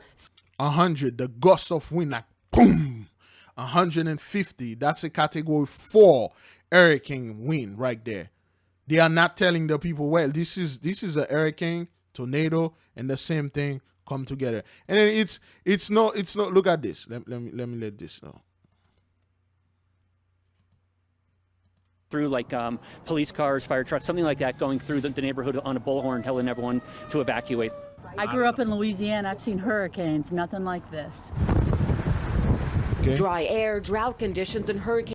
This video is from Aaron Rigsby. You can't make this up. All praises to the Most High. Like winds from 80 to 100 miles per hour, with gusts reported up to 115 miles per hour, fed the quickly spreading wildfires. Unusual for this time of year in Colorado. You heard that? You heard this? That's why this dude said this is not normal. That's why this guy Chris Conrad said this is not normal. because it isn't. You know, you people think the Most High is playing with you. The Most High is not playing. All praises, credit, and glory goes to the Heavenly Father, His Majesty Himself. He is in the midst. Give the Most High praises. For those of you that get there, you haven't clicked the like button, show the Most High some love. Give Him praise, glory, and credit. He is in the midst. You're gonna get away. Prayers. What you gonna do? What you gonna do when the Most High send a wildfire upon you? This has been very uncharacteristic for December. We've been talking about, everybody's been talking about just the crazy weather, the lack of snow and lack of moisture. Unfortunately, this is one of the results that you see from this, dry conditions. Let me tell you what this guy trying to say here. They cannot predict the weather anymore. Not at all. They look at in their radar, they say, oh, there's going to be so much snow, it's going to be so wet and stuff like that. Now look at you. Oh my God. Videos posted to social media show horrifying scenes. In Superior, customers flee a windy Costco parking lot, heavy smoke making visibility difficult. And inside a Chuck E. Cheese, parents grab their children and head toward the exits. Go, go, go, go, go. This is the kind of fire you can't fight head on. You can't fight at all. Local officials estimate as many as 580 homes and other structures in and around Superior destroyed. The real number likely to be much higher. We know that there are structures, both homes and businesses, that have been burned and lost. I'm speaking about hundreds of structures. The governor offering support to those communities that have had their lives uprooted. For those who are directly affected, know that you don't stand alone. The people of Colorado stand with you. For those who don't know, that guy's they have asleep, a home to return to. Our prayers are with you for a safe return. For those who've lost everything that they've had, know that we will be there for you to help rebuild your lives. We are just hours away from New Year's Eve as this devastating wildfire, these series of wildfires continue to rage. Thousands of people, hundreds of families eagerly awaiting word about whether they have homes to go back to. We are expecting snow later this afternoon, but for many families, it might be too late. And exactly. And I love when the Most High do something like this. Last year, well, almost 2 years ago, 2020, when the Most High was burning down Oregon, they were praying for rain. The rain was there, it never fall. The Most High burned down the entire place. The whole place is burned down to the ground, and then He sent the rain. All praises. John, it's just a heartbreaker during a holiday week with these hurricane force winds. Lizzie Kavanagh, thank you very much. Yes, hurricane force wind. You have to say this because they weren't saying that, brothers. They were hiding I'm like, yo, this thing is 150 miles. That's a hurricane. More now on that massive wildfire in suburban Denver. Joining us now is Sam Weaver, the former mayor of Boulder, Colorado, a former fire chief of Sugarloaf, Colorado, which is about 6 miles from Boulder. And thank you for joining us this morning, just given this tragic news. But I do want to know what, based on what Lucy was just laying out there, is how were people being evacuated yesterday? Where are they being taken? What does that effort look like right now? Okay. Well, people are going to 3 evacuation centers. All right, so let's see if we can get another one more from CNN. Okay. All right. As U.S. hate record, something they never seen before. Okay.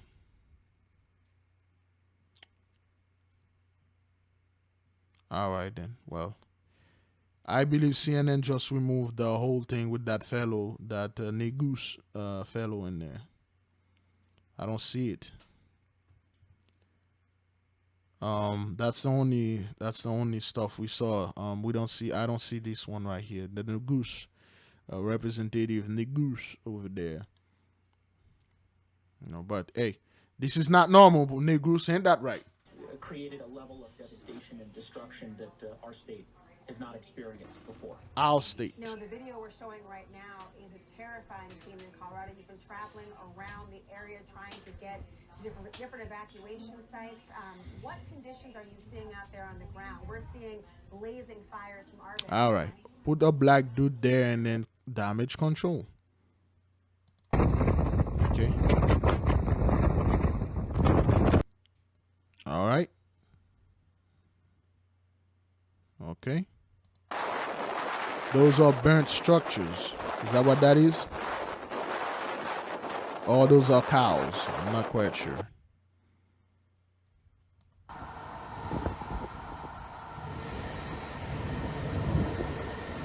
People are running.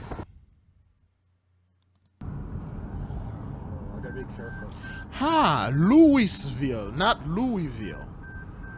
Louisville, Colorado. Okay. All right, man. Louisville is burning down. Louisville is burning down. Oh my God. Let's listen to it again.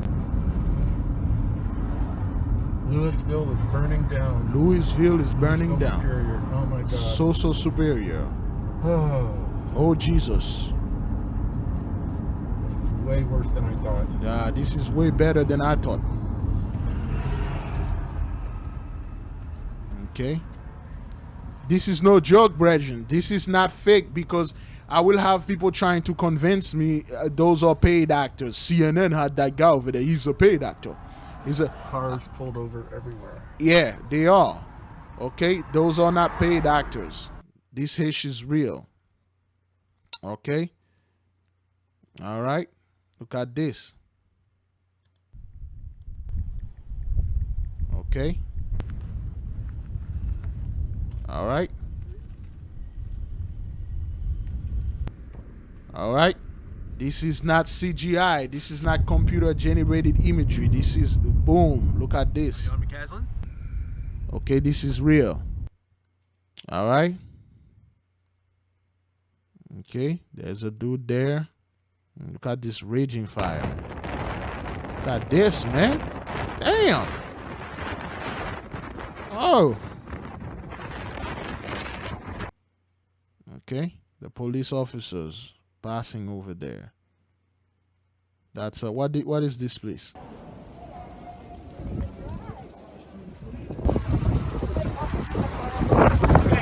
Okay, the people are fleeing. They are fleeing. They are fleeing. Flight in distress. Okay, the Mosai is grieving them. You are being grieved by His Majesty. Okay. All right. Is that what that is? Okay. Certain Negro. Showing Negroes over there. You people are fleeing. People are fleeing. I don't see none of them stay over there with a gun and trying to fight the Most Mighty wind. You fled. Okay? Look at this fire over there. You fled. Okay? You people have no technology. You cannot control this. You cannot control this. Look at how the evacuation is going super fast. Okay? We give the Most High great praise, great glory for this. Okay? This is no joke. This is not fake. Okay, those homes over there, they all real. All right? This fire that you're seeing here, all those houses, they have stuff in there, fireworks that they were going to mock the Most High doing today, December 31st at midnight. They're going to do a lot of stuff. They're going to go to mass, to church. You know, all of those stuff are burnt down. And we give the Most High great praise, great glory for that. How long we are into this thing? 2 hours. All right. Brethren, sistren. All right, then. Two people are hurt, one with serious burns after a fire at the St. James Place apartment complex near Milwaukee's Land Bank neighborhood. That happened early this morning. Our Elaine Rojas Castillo spoke with witnesses who say it spread faster than anyone could have imagined. There you go. The call came in just before 7 this morning, with fire crews rushing to the scene. Nearly 65 firefighters were used to battle the blaze just across the way over here, and witnesses that we spoke to said that the flames could be seen from all across the apartment complex. I looked a couple units down, and that's when I saw the huge fire that was emanating from like the actual roof. It was like really tall flames. It was like pretty bright, and not to mention very smoky, to the point where it covered most of the sky. and it was pretty intense, honestly. I could smell the burning from all the way over here. You could smell it. It was close. You could definitely tell that there was a fire going on the moment you walked outside. Yep. These witness-taken videos show the heavy flames coming from the second floor and engulfing the entire main section of the building on Fountain Avenue, eating away at the structure. Milwaukee Fire Deputy Chief Eric Roden says crews were able to stop the fire from spreading, containing it to just 2 or 3 apartments. And with this adding to the string of recent fires in the city, Roden says crews are working hard to meet that need. Obviously, fire activity increases, our population is increasing, our run volume is increasing, so runs are going up exponentially. We are preparing, doing our best to deploy and operate, as needed. MFD confirms 2 people were injured in the fire, with 1 person being taken to an area hospital for serious burns. The condition of the other victim is unknown. Again, this is plague number 2, beloved. Fiery conflagration of the cities. It's only going to get worse. It's not gonna get better. Whether you go flee, you go hide in your rural town, in your off grid. And when you live off grid, you're like, oh, okay, well, I'm safe. Bad boys, what you gonna do? Didn't you know that there are some people that live off grid in Colorado, and the grass fire came in, pushed them out?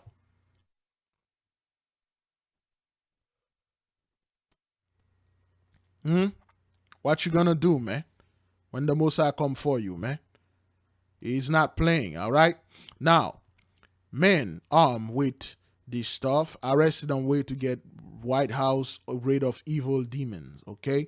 Police say they have arrested, police say they arrested a heavily armed man who claimed he was on a mission to assassinate Chuck E. Cheese fellow. An armed man from California was arrested after telling police officer he was going to kill U.S. President and other high-profile individuals, among the White House COVID advisor Anthony Fauci. Quatra Brilliant Zong was not only mother of Quaxa. Okay, so all right, it sounds like a Moabite fellow. So you got this Moabite fellow, so to speak, went over there, and next thing, you're not seeing his face all over the place. You're not seeing this guy all over the place. You didn't even, where is his picture? Is it over here? They don't even put that guy picture over there. Mad respect here, man. Quachua Brilliant Shong. Okay. December 21st. Okay. After sheriff discovered ammunition and body armor on his vehicle when he was pulled over the interstate highway for dangerous driving. According to Secret Service agent Justin Larson, the 25-year-old had complained to the authorities about the purported abuse of children under Biden and claimed he had been called by God to combat evil demons in the White House. He also revealed he had intended to gain entry to the White House using grappling hook. Okay. His kill list, which had compiled using TikTok, allegedly including Biden, former President Barack Obama, Bill Clinton, Facebook CEO Mark Zuckerberg, and White House Chief Medical Advisor Anthony Fauci, who has been on the most prominent faces of the U.S. stuff going on. So this is what happened, man. This is what happened when you are all about that conspiracy theories, okay? You lose your freaking mind. And then you're going to go over there and try to avenge children. Not slavery, though. Children. And you just find out that those guys are doing this thing. You didn't know they were doing that thing. Get out of here. So this is the fellow. Okay, they nabbed him, and you didn't even hear about this. His face should have been all over the place, but no.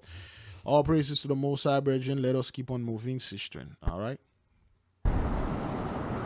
Yeah, we're overlooking Interstate 80 right now, where it is foggy, and just up the interstate from where we are tonight is the community of Forest Hill. And as you mentioned, Edie and Gulston, we heard from so many people in Forest Hill about what they're dealing with in the aftermath of that December 26th storm.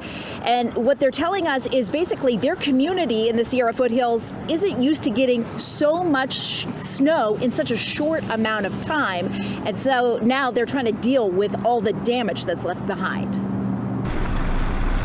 Okay, you see this? The Sierra foothills community of Forest Hill hurting following the day after Christmas storm. The destruction here is just is mind-boggling.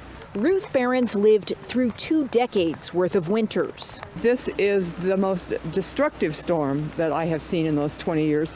Her own block, just one of several in town, feeling the weight of heavy snowfall. I haven't been out past my own yard, but if my yard and my neighbor's yard and this view right here is any indication, it's pretty devastating. Why is that? Why is that this place never seen this amount of snow for over 20 years? She's been living over there. Why? Because of plague number 6 right here. Increase of hail and snow. It's only going to increase, brothers. It's going to get worse and worse.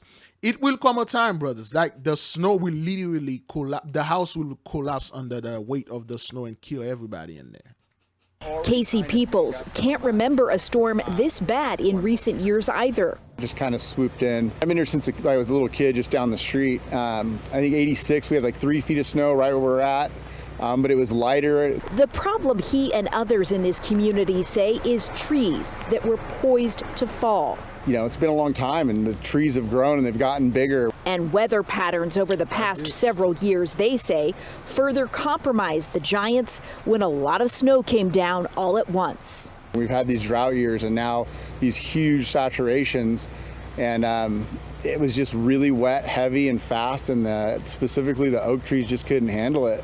The talk of the town is the trees. I guess trees are falling everywhere. We got at least 10, 15 trees in our yard. All the oaks are breaking. The trees weighted down by snow, and all the oaks are breaking. So, you know, the oaks is our tree. We had the oak tree fast, and this is the Mosai destroying those people. Down on nearly every street, taking down power lines with them. We got a notification from PG&E saying like 7 to 10 business days, just depending on how fast they can get to all the trees. There's a lot of trees down. It's a lot. Okay, the Mosai is grieving. And Casey Peoples, who we heard from in our story, also happens to be the president of the Forest Hill Union School District School Board. And what he told us is they're now also trying to figure out what to do when school is supposed to be back in session after the winter break next week. They don't even think they're going to have power back on by that time. So they're trying to get all their ducks in a row and figure out how to get back to school without power. No, you won't. You've seen it, but I don't even know where this place is at. Foothill Community, I believe, in California. Where is that? Where is Foothill? Forest Hill? Oh, boy. Sierra Foothill Community, Forest Hill. I don't know. Anyway, we don't care. All praises. We are learning new details tonight about the 4 people killed in Monday's tragic plane crash in unincorporated El Cajon. Good evening and thanks so much for joining us. I'm Marcella Lee. The plane crashed during an intense storm with thick fog and heavy rain, killing all 4 people on board. Tonight, News 8 has confirmed Okay, the number 21 here, you know what that is. Their names, and our Steve Price talked with their family and friends. Compassionate, professional, love their job, and were good at it, the best of the best. That's how family and friends are remembering the 4 people killed in Monday's tragic plane crash. That's Tina Ward in front, taking the selfie, and fellow nurse Lori Gentz behind her. This picture taken just a few hours before their plane went down. It's a huge loss for, you know, their families, just everybody, their coworkers, their patients. Tina's husband, retired Oceanside Fire Chief Joe Ward, sent us these family photos, calling his wife the glue that held their family together. She loved her job so much, their daughters are following in her footsteps, 2 becoming nurses, the 3rd a doctor. Fellow nurses say Tina was the nurse. It's a little bit small, but if you look around her neck, you'll understand who are those people and, you know, who they are worshiping out there and why these things is happening to them. And we told you, Christian out there, your Jesus will not help you, you know. And yeah, that's what happened. They would want if they needed help. Very conscientious and with her patients, took very good care of people, was get along with everybody, always smiling. Again, the number 21 is destruction. It's the reverse of 12. 12 is for us. 12 means blessing to us, destruction to them. 21, that's what that is. And respectful. Lori is being remembered as super intelligent. She set the bar high and expected others to do the same. Friends say Lori didn't have to work, but like Tina, she loved her job. She recently had hand surgery and could not wait to get back to work. News 8 is releasing the two nurses' names because they were publicly posted by unions representing them. The medical examiner's office released the identities of the two males on board, as 67-year-old Julian Bagage and 45-year-old Douglas Grande. Their company, Aero Medevac, posted a statement on social media Wednesday saying in part, "It is with great sadness that we must share the devastating loss of our colleagues at Aero Medevac Air Ambulance on December 27, 2021. The loss of our friends has left us an indescribable void. To both us and their families, they are unsung heroes, dedicating their lives caring for others in need throughout our community." Meanwhile, the investigation into Monday's accident continues at the crash site in unincorporated El Cajon.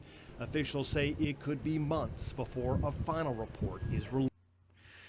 Those people don't know what they are doing. They have no idea what's going on. They're going to come up and say, oh, well, you know, after 5 years of investigation, we find out it was engine failure. Get out of here, man. Another small series of earthquakes have been reported in the Midlands, this time in Kershaw County. That makes at least 5 earthquakes since the start of the week. Our Jason Raven spoke with seismologists and people who say they felt those tremors. We're here in Elgin, about 20 minutes away from Jason the state capital. Raven. Let me enlarge this. Where's my water? Did I?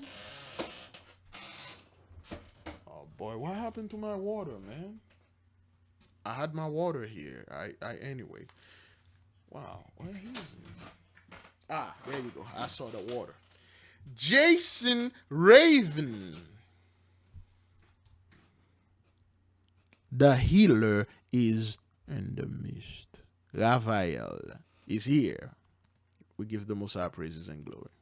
Where the U.S. Geological Survey has reported 5 different earthquakes in a 3-day span, the most recent one happening Wednesday morning.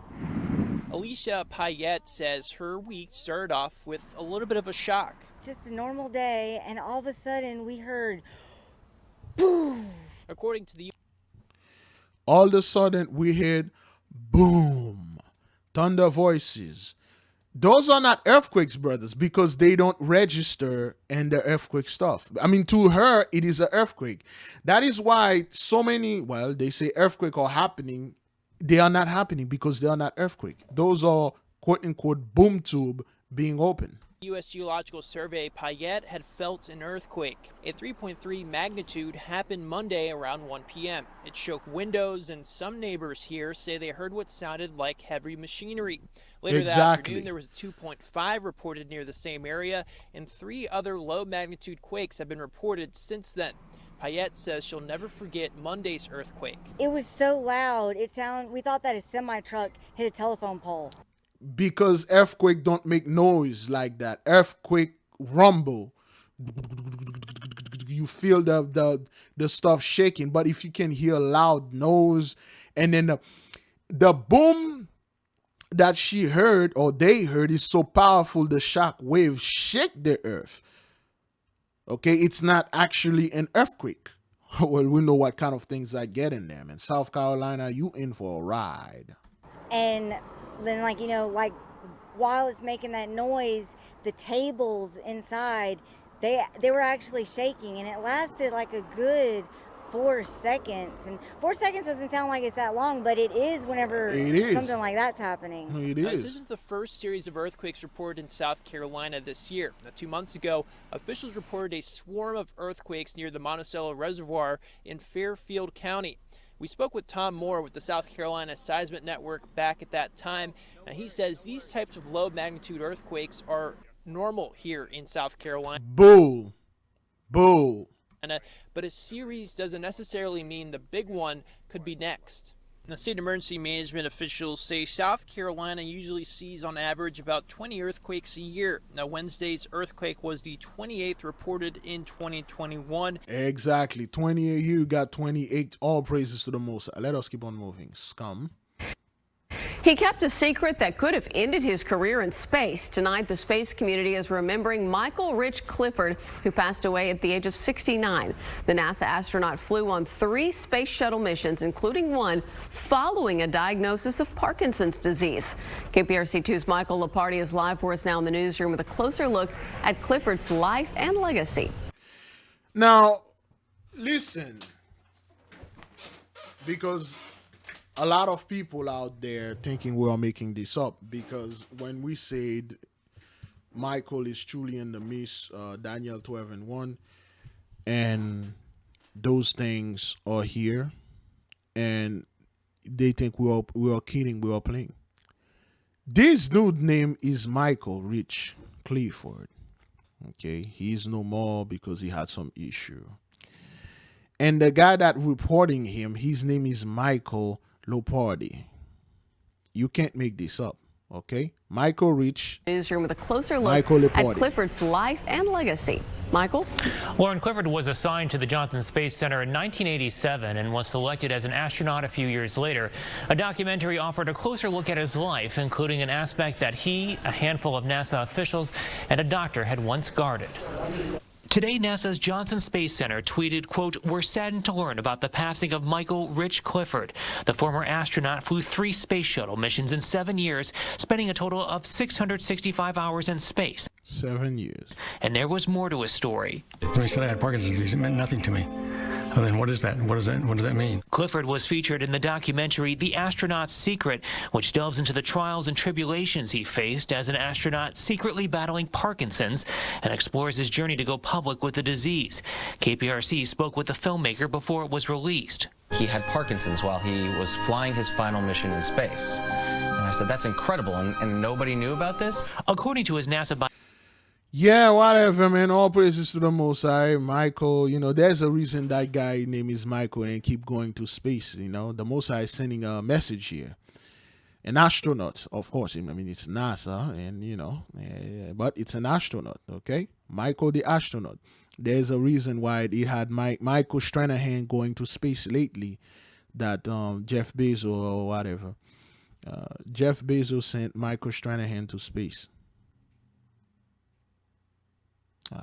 No. Space, is that what that's his name, right? Is that what that is? Okay. Michael Stranahan is being sent to space by Jeff Bezos. Okay. We watch that, and then we see a lot of Michael getting in space and stuff. The Most High is sending a message here. I'm not quite sure what that is, but I'm pretty sure it's a good message unto us. We've got you covered. From WSIL, this is News 3 at 5. Well, good evening. I'm Julie Williams. Right now, there's an investigation into who shot and killed a local deputy. We've learned a suspect is in custody, and police have identified him as 40-year-old Ray Tate. He was already wanted by authorities in Knox County, Indiana, for an attempted carjacking. Now, today's investigation spanned multiple counties in our region. It all started at 5 this morning. The Wayne County Sheriff's Office says that's when Deputy Sean Riley was found dead on I-64. He was helping another driver when he was shot and killed. Police say Deputy Riley's squad car was taken from the scene and was found empty and abandoned further down the highway. Now take a look. We do have a picture of the suspect. He was caught on surveillance video at a gas station in St. Peters, Missouri. Now police think he went to the Quick Trip gas station about 2 hours after the shooting. That's when they think he shot another person and stole their vehicle. That person is in the hospital, but police say they are okay. Now, there was a procession for Deputy Sean Riley this morning. His body was taken to the coroner's office in Evansville. That was the closest option. Authorities in both Vanderburgh and at the Evansville Police Department helped in that transport. Local police departments have shared their condolences to Deputy Riley's family. Now, right now, it's not clear if the suspect at the gas station is the same one they have in custody. Police say that suspect was taken into custody in Carlisle, Illinois. So far, they've only said that person is that suspect in the shooting of Deputy Riley. Of course, this is a developing story, and we'll have more coverage for you as. Yeah, a lot of so-called. You know, you people mark yourself. Brethren, anytime, sister, you go outside, you see anybody, they drive past you, you see them have a course, you give the Most High great praise, great glory for marking this person for destruction and reminded you that he took you out of the church and it's a blessing to you. This course is a holy symbols of our people, then like everything holy, including ourselves, has been co-opted. Anytime you see the cross, this is a sign of protection for us and destruction for them.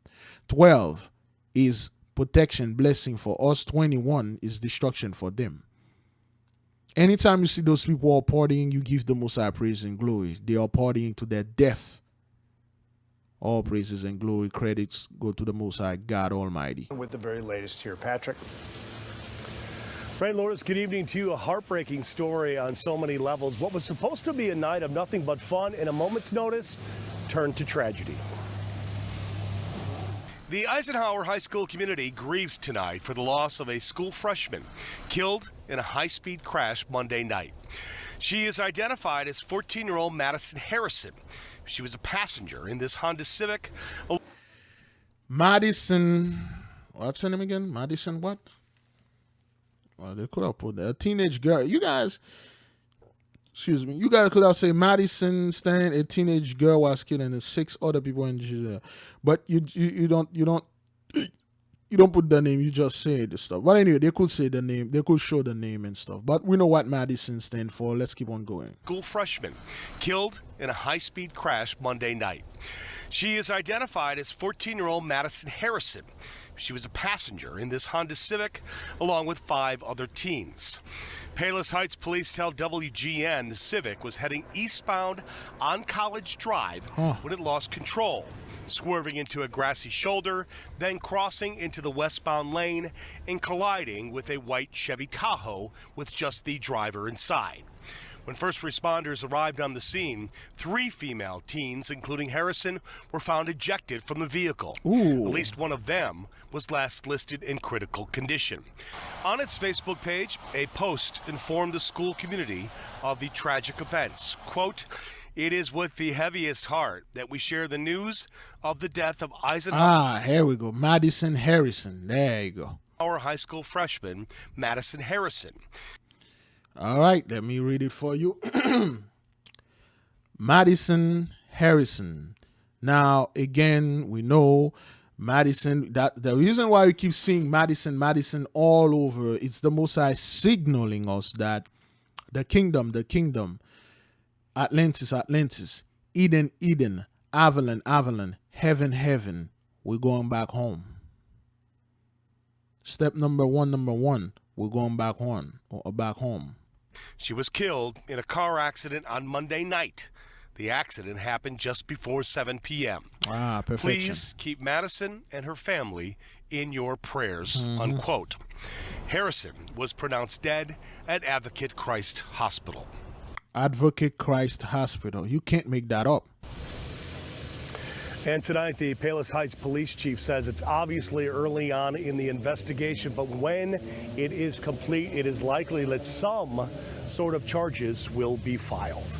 Against whom? She was 14 years old. Wasn't she the driver? I don't know, man. Anyway, so 14 years old, she's a driver. Madison, we don't care. All A crime spree stretching hundreds of miles across the Midwest finally over. And tonight we're learning more about the man accused of killing and stealing, all while crossing state lines. This is News 4 at 10. I'm Samantha Jones. Corey has the night off. Illinois State Police say this man, Ray Tate, is the person behind multiple robberies, carjackings, and the murder of a Wayne County deputy. Indiana State Police say Tate shot 38-year-old deputy Sean Riley early this morning. Oh, that's the fellow. Wait, was it? I'm not quite sure. That's the, if it's Illinois, that's the fellow. Caroline Hecker lays out how police say Tate dodged police for more than 8 hours. Well, police say Tate's crime spree started on the Illinois-Indiana border, made its way to St. Charles County, and then ended in Clinton County, Illinois. Along the way, police paint a violent picture of terror. Illinois State Police say around 5 a.m. Wednesday morning, Wayne County Deputy Sean Riley was found dead alongside Interstate 64. 6+4. After responding to help a motorist. His squad car missing, but found not far from the scene. 40-year-old Ray Tate is charged with 40 years old. First-degree murder in Riley's death. But the crime spree did not stop there. Police say he then carjacked a semi-truck driver nearby. The truck tractor semi-trailer driver was held against his will, and Tate made him drive to a gas station in St. Peters, Missouri. They arrived at this quick trip on Main Street, where Tate is accused of carjacking and shooting another person. Whenever I get out of my truck, I don't leave it running. It's locked up with the keys in it, and if I'm sitting somewhere, the doors are locked, so you just can't come up and get in your truck, which is the best thing to do, just have your doors locked. From there, he's said to have taken part in a series of carjackings, robberies, and shootings. Then, police say he stole another vehicle with a kidnapped victim inside and drove back to Illinois.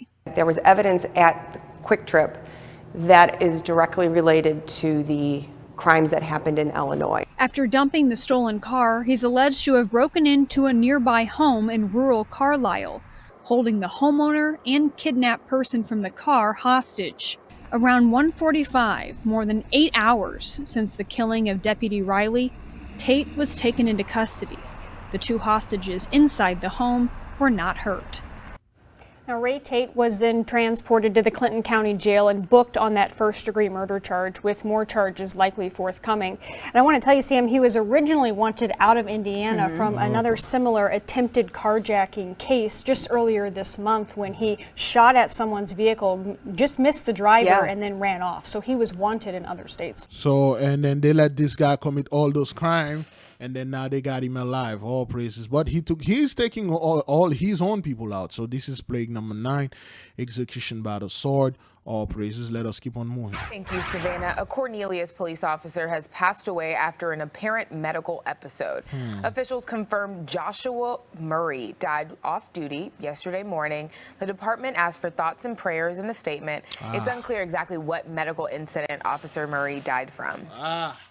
So much of those fellows, so much of the cops are being no more. Yeah, are you guys gonna bring Jacob's trouble, man? Where is that thing even recording right now? Is it? Yes, it is. Yes. Let's keep going. We start with a developing story out of Hillsborough County. The sheriff's office says one of their deputies took his own life after an hours-long standoff in Ruskin. The sheriff's office says they were called to the Mira-Lago neighborhood around 7 o'clock last night. A family member told them Deputy Christopher Former made suicidal threats to them during a phone call. Negotiators talked to him briefly before he barricaded himself inside his home. The SWAT team went inside around 11 o'clock last night and found the deputy had killed himself, inflicting a self-inflicted gunshot wound. He was 49 years old, had worked with the sheriff's office for more than 23 years. Currently, he was a community resource deputy in the... So, as you can see, like the other guy said, it's a quiet epidemic, okay? They won't bring this to national TV, this is just local TV. And what's going on with those guys, it's they have done so much. For 23 years, you have no idea what this guy have done. He have done a lot of things. And those things are coming back to haunt them, especially things that they've done to our people. And You see, back then they could do those things and they would feel no guilt. But the moment the 400 years is over, all those memories are coming back. And those guys, they are not built for things like this. The moment you go after them, you say, hey, no more of your scumbag upon the children of the Heavenly Father. They cannot abuse them anymore. They lost the will to live. That's why they are doing this. The Ruskin area. Sheriff Chronister said in a statement, while this is a very difficult time for our sheriff's office family, it's times like this where we rely on each other and the community for support. Together we will grieve and try to make sense of what happened.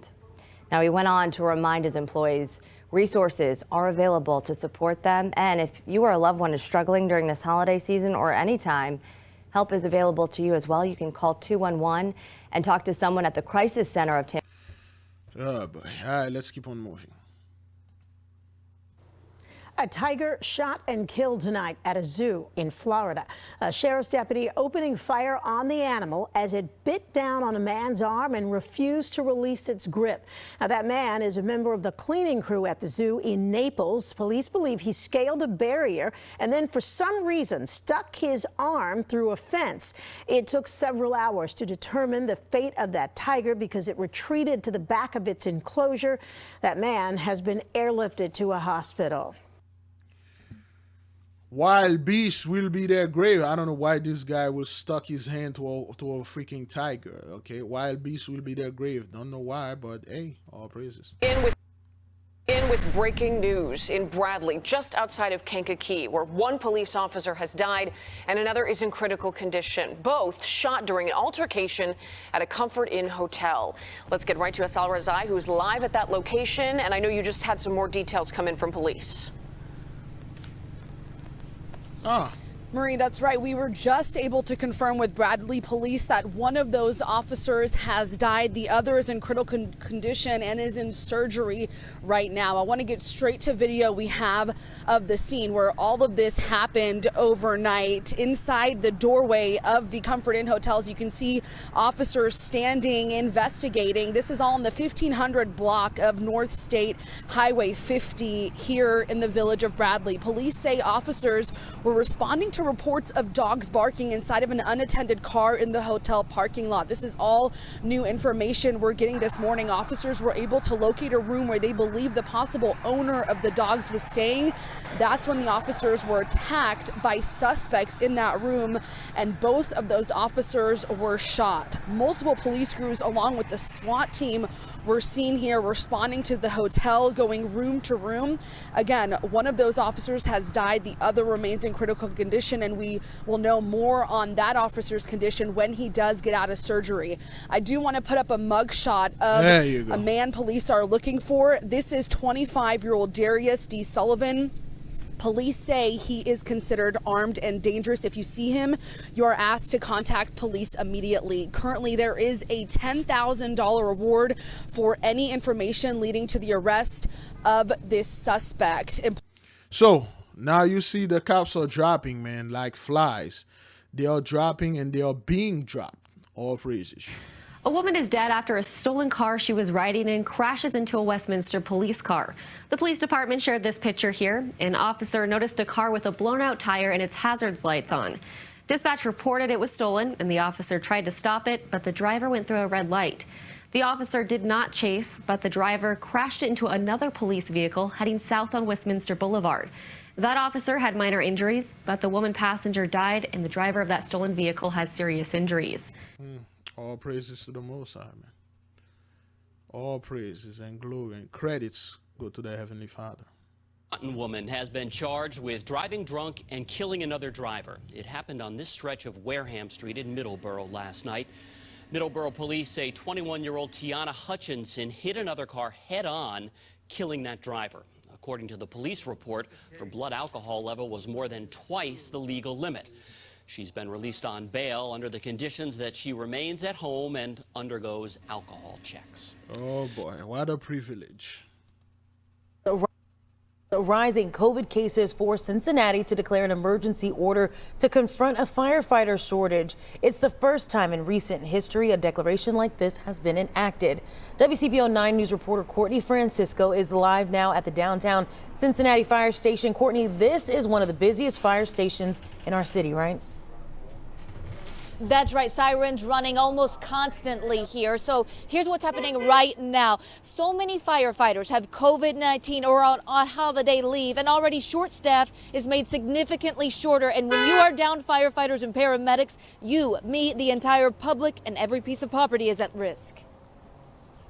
To avoid a public emergency, in comes this emergency declaration. We're asking for superhuman feats. The mayor's historical order allows Cincinnati Fire to break policy and work firefighters for longer. An emergency order where they may potentially force firefighters to stay past their normal shift has not happened in any recent recorded history. Union President Matt Alter will tell you firefighter overtime isn't like a few hours here or there. They work 24-hour shifts. So instead of 24 on, 48 off, a firefighter on overtime will be at the firehouse or running calls for at least 48 hours straight. They're exhausted. It's real. Burnout's real. Fatigue is real. Alter says this is happening because this week at least 30 firefighters tested positive for COVID-19. On top of those quarantines, others are on holiday vacation. So by New Year's Eve, Cincinnati would have 120 firefighters on duty when there should be at least 193. And it may be important to note that 193 minimum hasn't been updated in 15 years. We have no comments. All praises. Well, those developments, Christine and Keith, still coming into our newsroom right now. We can tell you that the helicopter's pilot is being treated at Memorial Hermann Hospital here in the medical center. However, we do not have an update on his current condition. This from DPS that continues to update us. We can also tell you that 2 other passengers on board that helicopter are being treated too. They at CHI St. Luke's, no word yet, however, on their current condition. A third. So, John Martin, 73, hospitalized. Brendan King. Those were brothers. Brendan King, 26. Well, they could be father and son brothers. Brendan King, Brockton King, Daniel King, Daniel 12 and 1 King. May the King reign forever. 54, 5 plus 4, 9 destruction, dead. No wonder Daniel is the only one that died. Okay? All right? So, all praises, man. Third passenger was pronounced dead. That person, that deceased passenger, has been identified as Daniel King. King was 54 years old, according to authorities, pronounced dead on scene. The pilot who survived has been identified as 73-year-old John Martin, a resident of You can't make this up. The pilot, 3 plus 7, 73, 10, Michael and the Miss.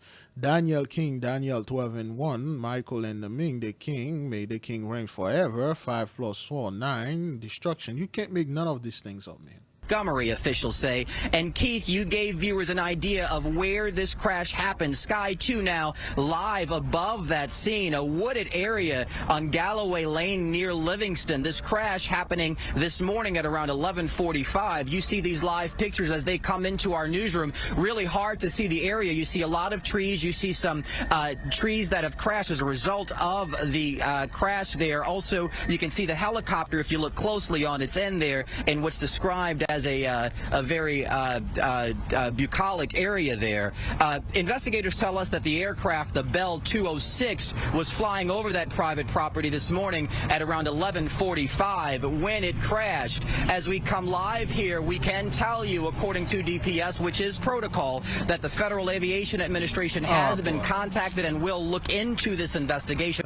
Those guys, always investigating. All praises. Brethren, the ley line is here. This thing, it's every day, brothers. Every single day is either an airplane or a helicopter crash. I don't know. Let me check this. Helicopter crash. I'm not gonna even search for airplane. Let's see the most recent one that we had. This one happened the other day. Okay, helicopter crash in Chinese Goomba. Indian helicopter crash. News.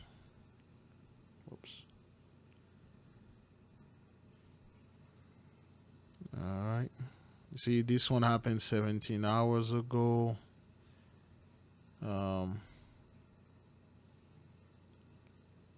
This one happened 12 hours ago. What goes into a helicopter crash investigation? That's the one we just watched. Yeah, that's the one in Polk County. Man, those Indians are all over with this scumbag stuff. Okay. Let's try plane crash. 3 days ago, the San Diego neighborhood.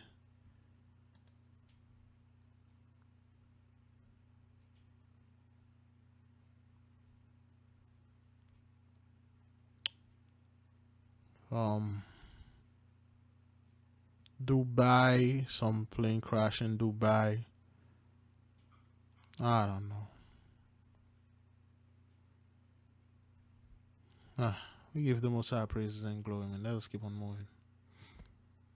Police in Nassau County now say a man from Brooklyn shot his parents on Long Island on Christmas Day, all because of a custody dispute in the family. And watching that shooting, that man's 1-year-old son and the boy's mom.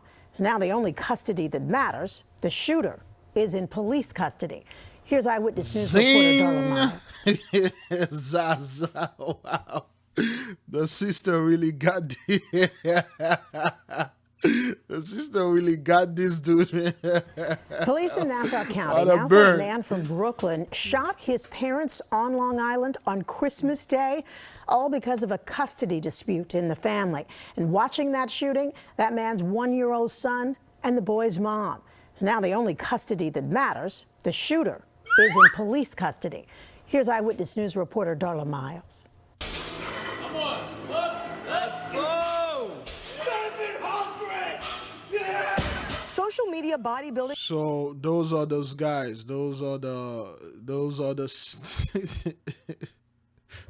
are the words guide, man. Those guys are worried up. Those are the word rage. The Google, YouTube probably not. I mean, Google me not. Ward's Rage. No. Here is a map of Ward's Ridge Drive, Cary, North Carolina, 27513. Anabolic steroids misuse. Ward Rage, man. Those guys, any little thing. When you're watching their competition, those guys, like, even if you clap your hand and those guys get a little bit. I was watching long time ago. It was you know what? Let me see if I can pull the video. Bodybuilding steroids rage fight.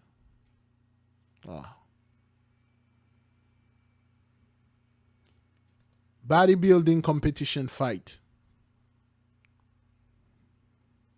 Yeah, those guys will fight, man. Any little thing, they will just stay over there and they start fighting.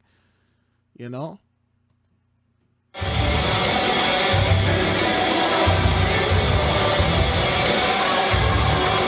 Get away from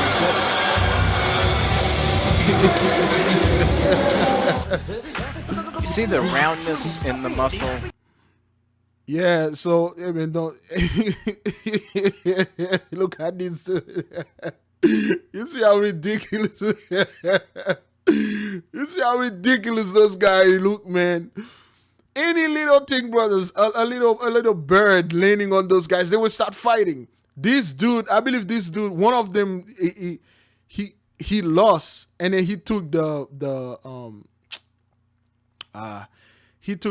microphone. You know, that guy took the microphone stand and he started hitting people with it, and it hit it on the floor. This guy, he didn't want the third place. He didn't want the third place or something, you know. Yeah, he took the microphone stand, he threw it. Yeah, this guy, yeah, because of the words rage, man. This thing, any little thing, say, man, calm down, dude, calm down. Let's get out of here, dog. Yeah.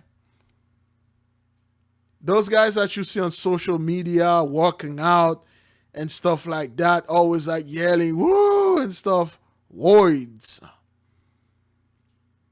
See how ridiculous those guys look, man. And this thing, it's really messed up. Yeah, there's a fight here. Wards. Yeah, people are throwing chair. Steroids, man. Influencer Dino Tomasetti can lift over 700 pounds, but investigators say he used an illegal .22 to shoot his own mother in the head and his father in the back. Man, all of this they really get this guy, man. Right in front of his 1-year-old son. Right there in the room when this is all going on. The child and actually the natural mother was also present. It was a horrific Christmas morning shooting stemming from an argument about spending the holiday with his son. The new details released Wednesday morning by Nassau County Police.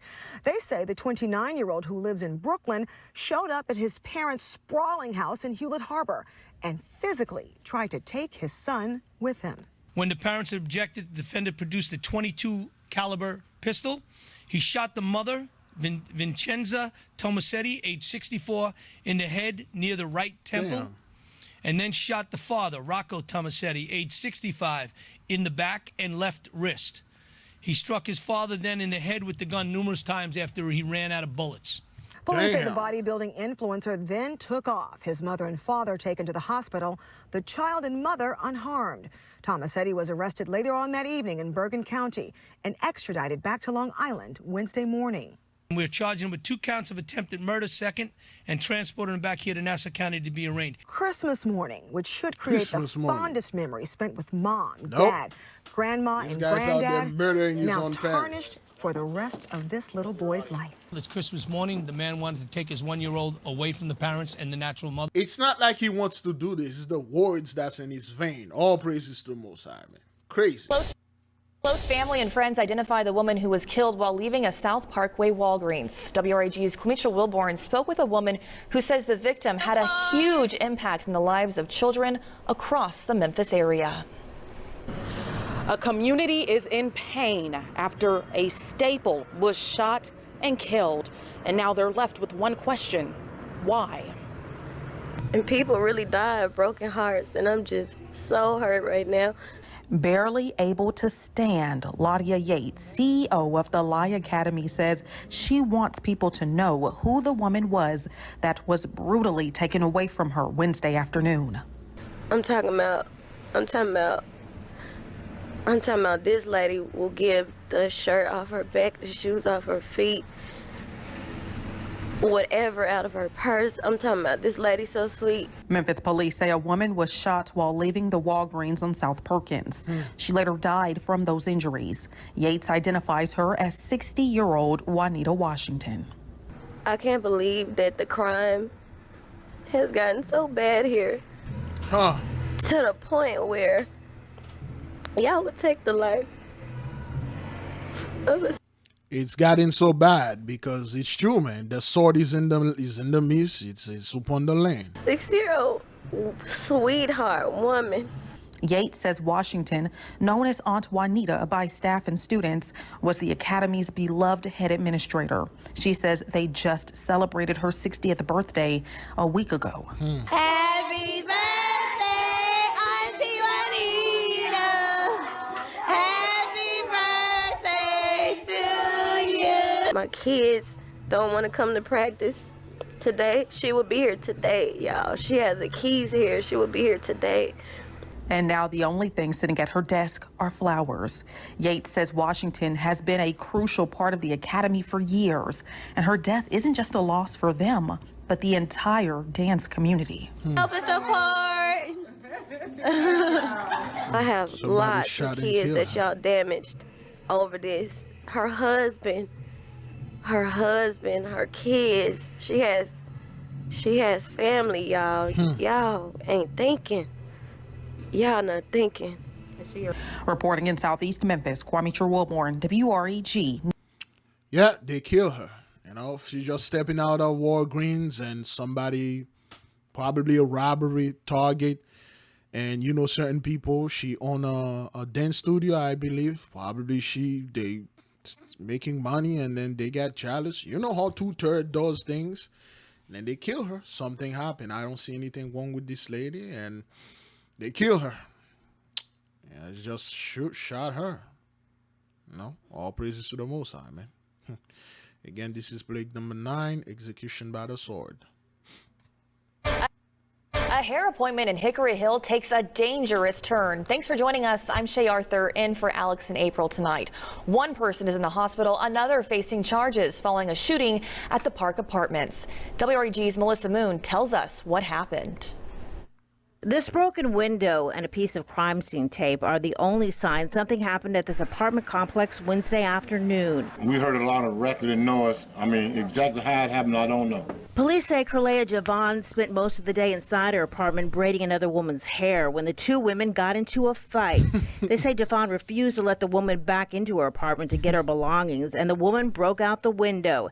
Investigators say that's when Javon tried to pull the woman through the window, and she told her sister's boyfriend to go get a gun and shoot her. We were just sitting in the house talking like we usually do. We just heard a lot of loud noise, bang, bang, bang. Police say the sister's boyfriend fired several shots at the woman as she was getting into a car, but hit another woman in the passenger seat in the back. A third woman in the rear of the vehicle was not hurt. A lot of mishaps for no reason at all. No reason, Jerome brother. Parker lives in a building nearby. No reason. He says he and his fiancée had been planning to leave Memphis because of the crime. It's bad. It's too bad. Parker says they want to move to someplace quiet in the country, and after yesterday's shooting, he's ready to go. Everybody just have to take care of themselves. I don't bother nobody, disrespect no one. Everybody else should do the same. In Hickory Hill, Melissa Moon, WREG, News Channel 3. Air appointment, brothers. The 2/3, man, they're losing their goddamn mind, man. They'll shoot, they'll beat, they'll do all sort of things, man. Crazy, man. Love and hate those people. A 16-year-old girl dead tonight after she was shot in her own home. This happened early this morning on Piper Bend Drive in Columbus, which is near Canal Winchester. Crime Tracker 10's Lacey Crisp explaining what led up to the gunfire. Live tonight. Lacey. Yes, sources tell me this appears to be just a horrible tragedy. They tell me the girl's father thought there was an intruder in the home. He fired his gun, killing his own daughter. All praises to the A Most High, family man. now Crazy. dealing with the unthinkable grief. A 16-year-old girl is dead, and sources say her father fired the fatal shot. Police cruisers filled this quiet southeast Columbus neighborhood shortly after 4:30 Wednesday morning. They were called on a report of a shooting. Sources say an alarm went off in the home, and the father woke up to check out what happened. He saw a person walking into the home and thought it was a burglar and shot. It ended up being his 16-year-old daughter, Janae Hairston. She was taken to Mount Carmel East but did not survive.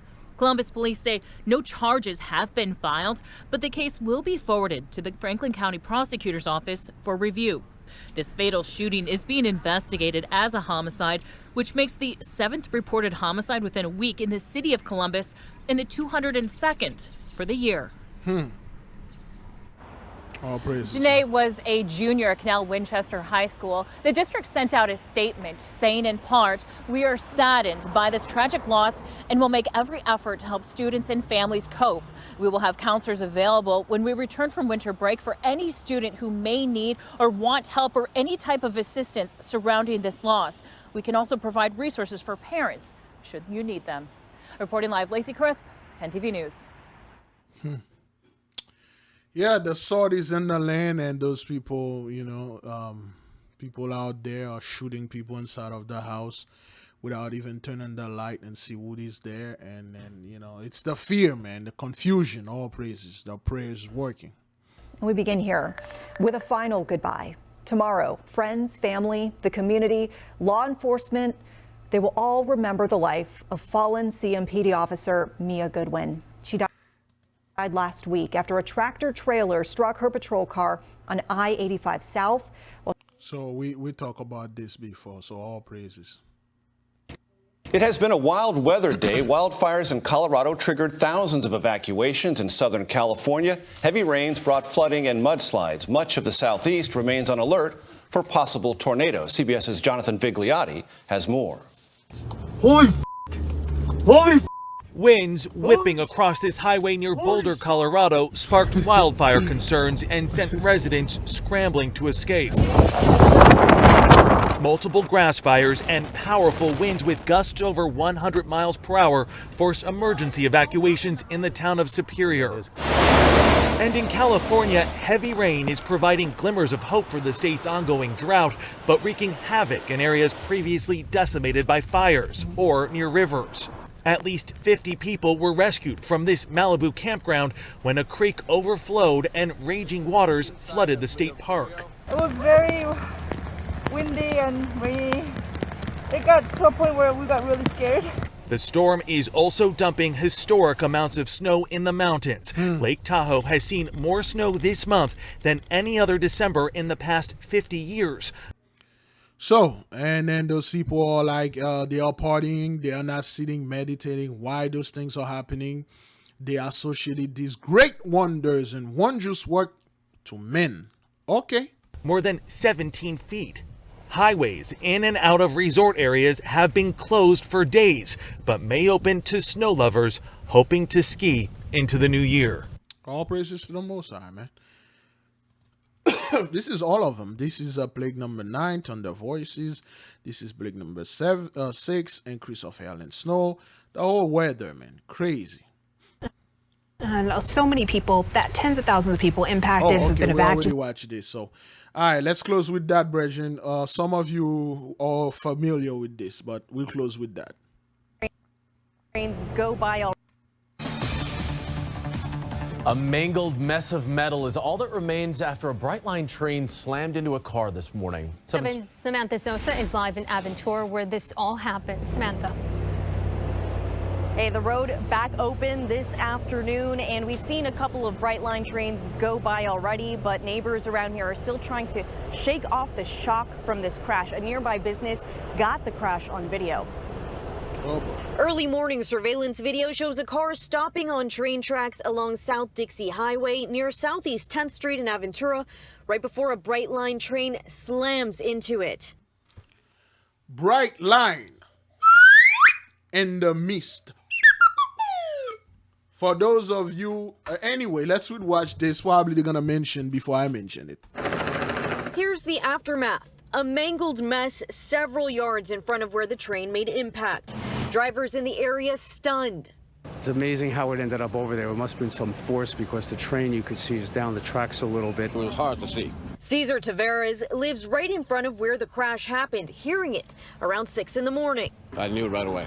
Yeah, the train hit somebody because it was real loud, and then the car was rolling, boom, boom, boom, boom, and then all of a sudden it stopped. Brightline tells 7 News the person in that blue car went around the gates while they were down.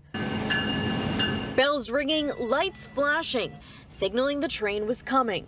Tavares saying, sadly, people do this all the time, but this is the first time he's seen it cause this kind of destruction. The train comes here every 15 minutes and people overstopping on the tracks. I knew it was bound to happen. As a tow truck hauls the remainder of the car away and a damaged Brightline train gets back on track, neighbors hope this doesn't happen again. Huh. You know, all you gotta do is wait a few seconds for these trains usually pass by fast. Brethren, this happened December the 30th, yesterday. Brightline is just this train. I don't know why. I don't know why they keep letting this train in there, man. Okay, Brightline, man. This is crazy. Developing at noon, trouble on the tracks after the Brightline train collided with a car earlier today. We're told the driver was trying to go around those lowered gates. And now we're seeing surveillance video from the moment of impact. This happened on Dixie Highway in Aventura. Local 10 News reporter Parker Branson is live at the scene. He has the very latest on the crash and the injuries there. Parker. Christy, and just earlier this month, Brightline invested money into a safety initiative to hopefully prevent situations like these from happening. As for the situation today, officials tell us it appears the driver just did not take caution and went around the arms. Surveillance video from a laundromat near Southeast 10th Street and Dixie Highway shows the moments a Brightline train struck a car Thursday morning. In the video, the car sits behind the crossing gates and then drives around them, pauses on the tracks, and is hit by the train. According to Brightline, this happening around 6 a.m. The flashing lights and bells were working, they say, but the driver did not take caution.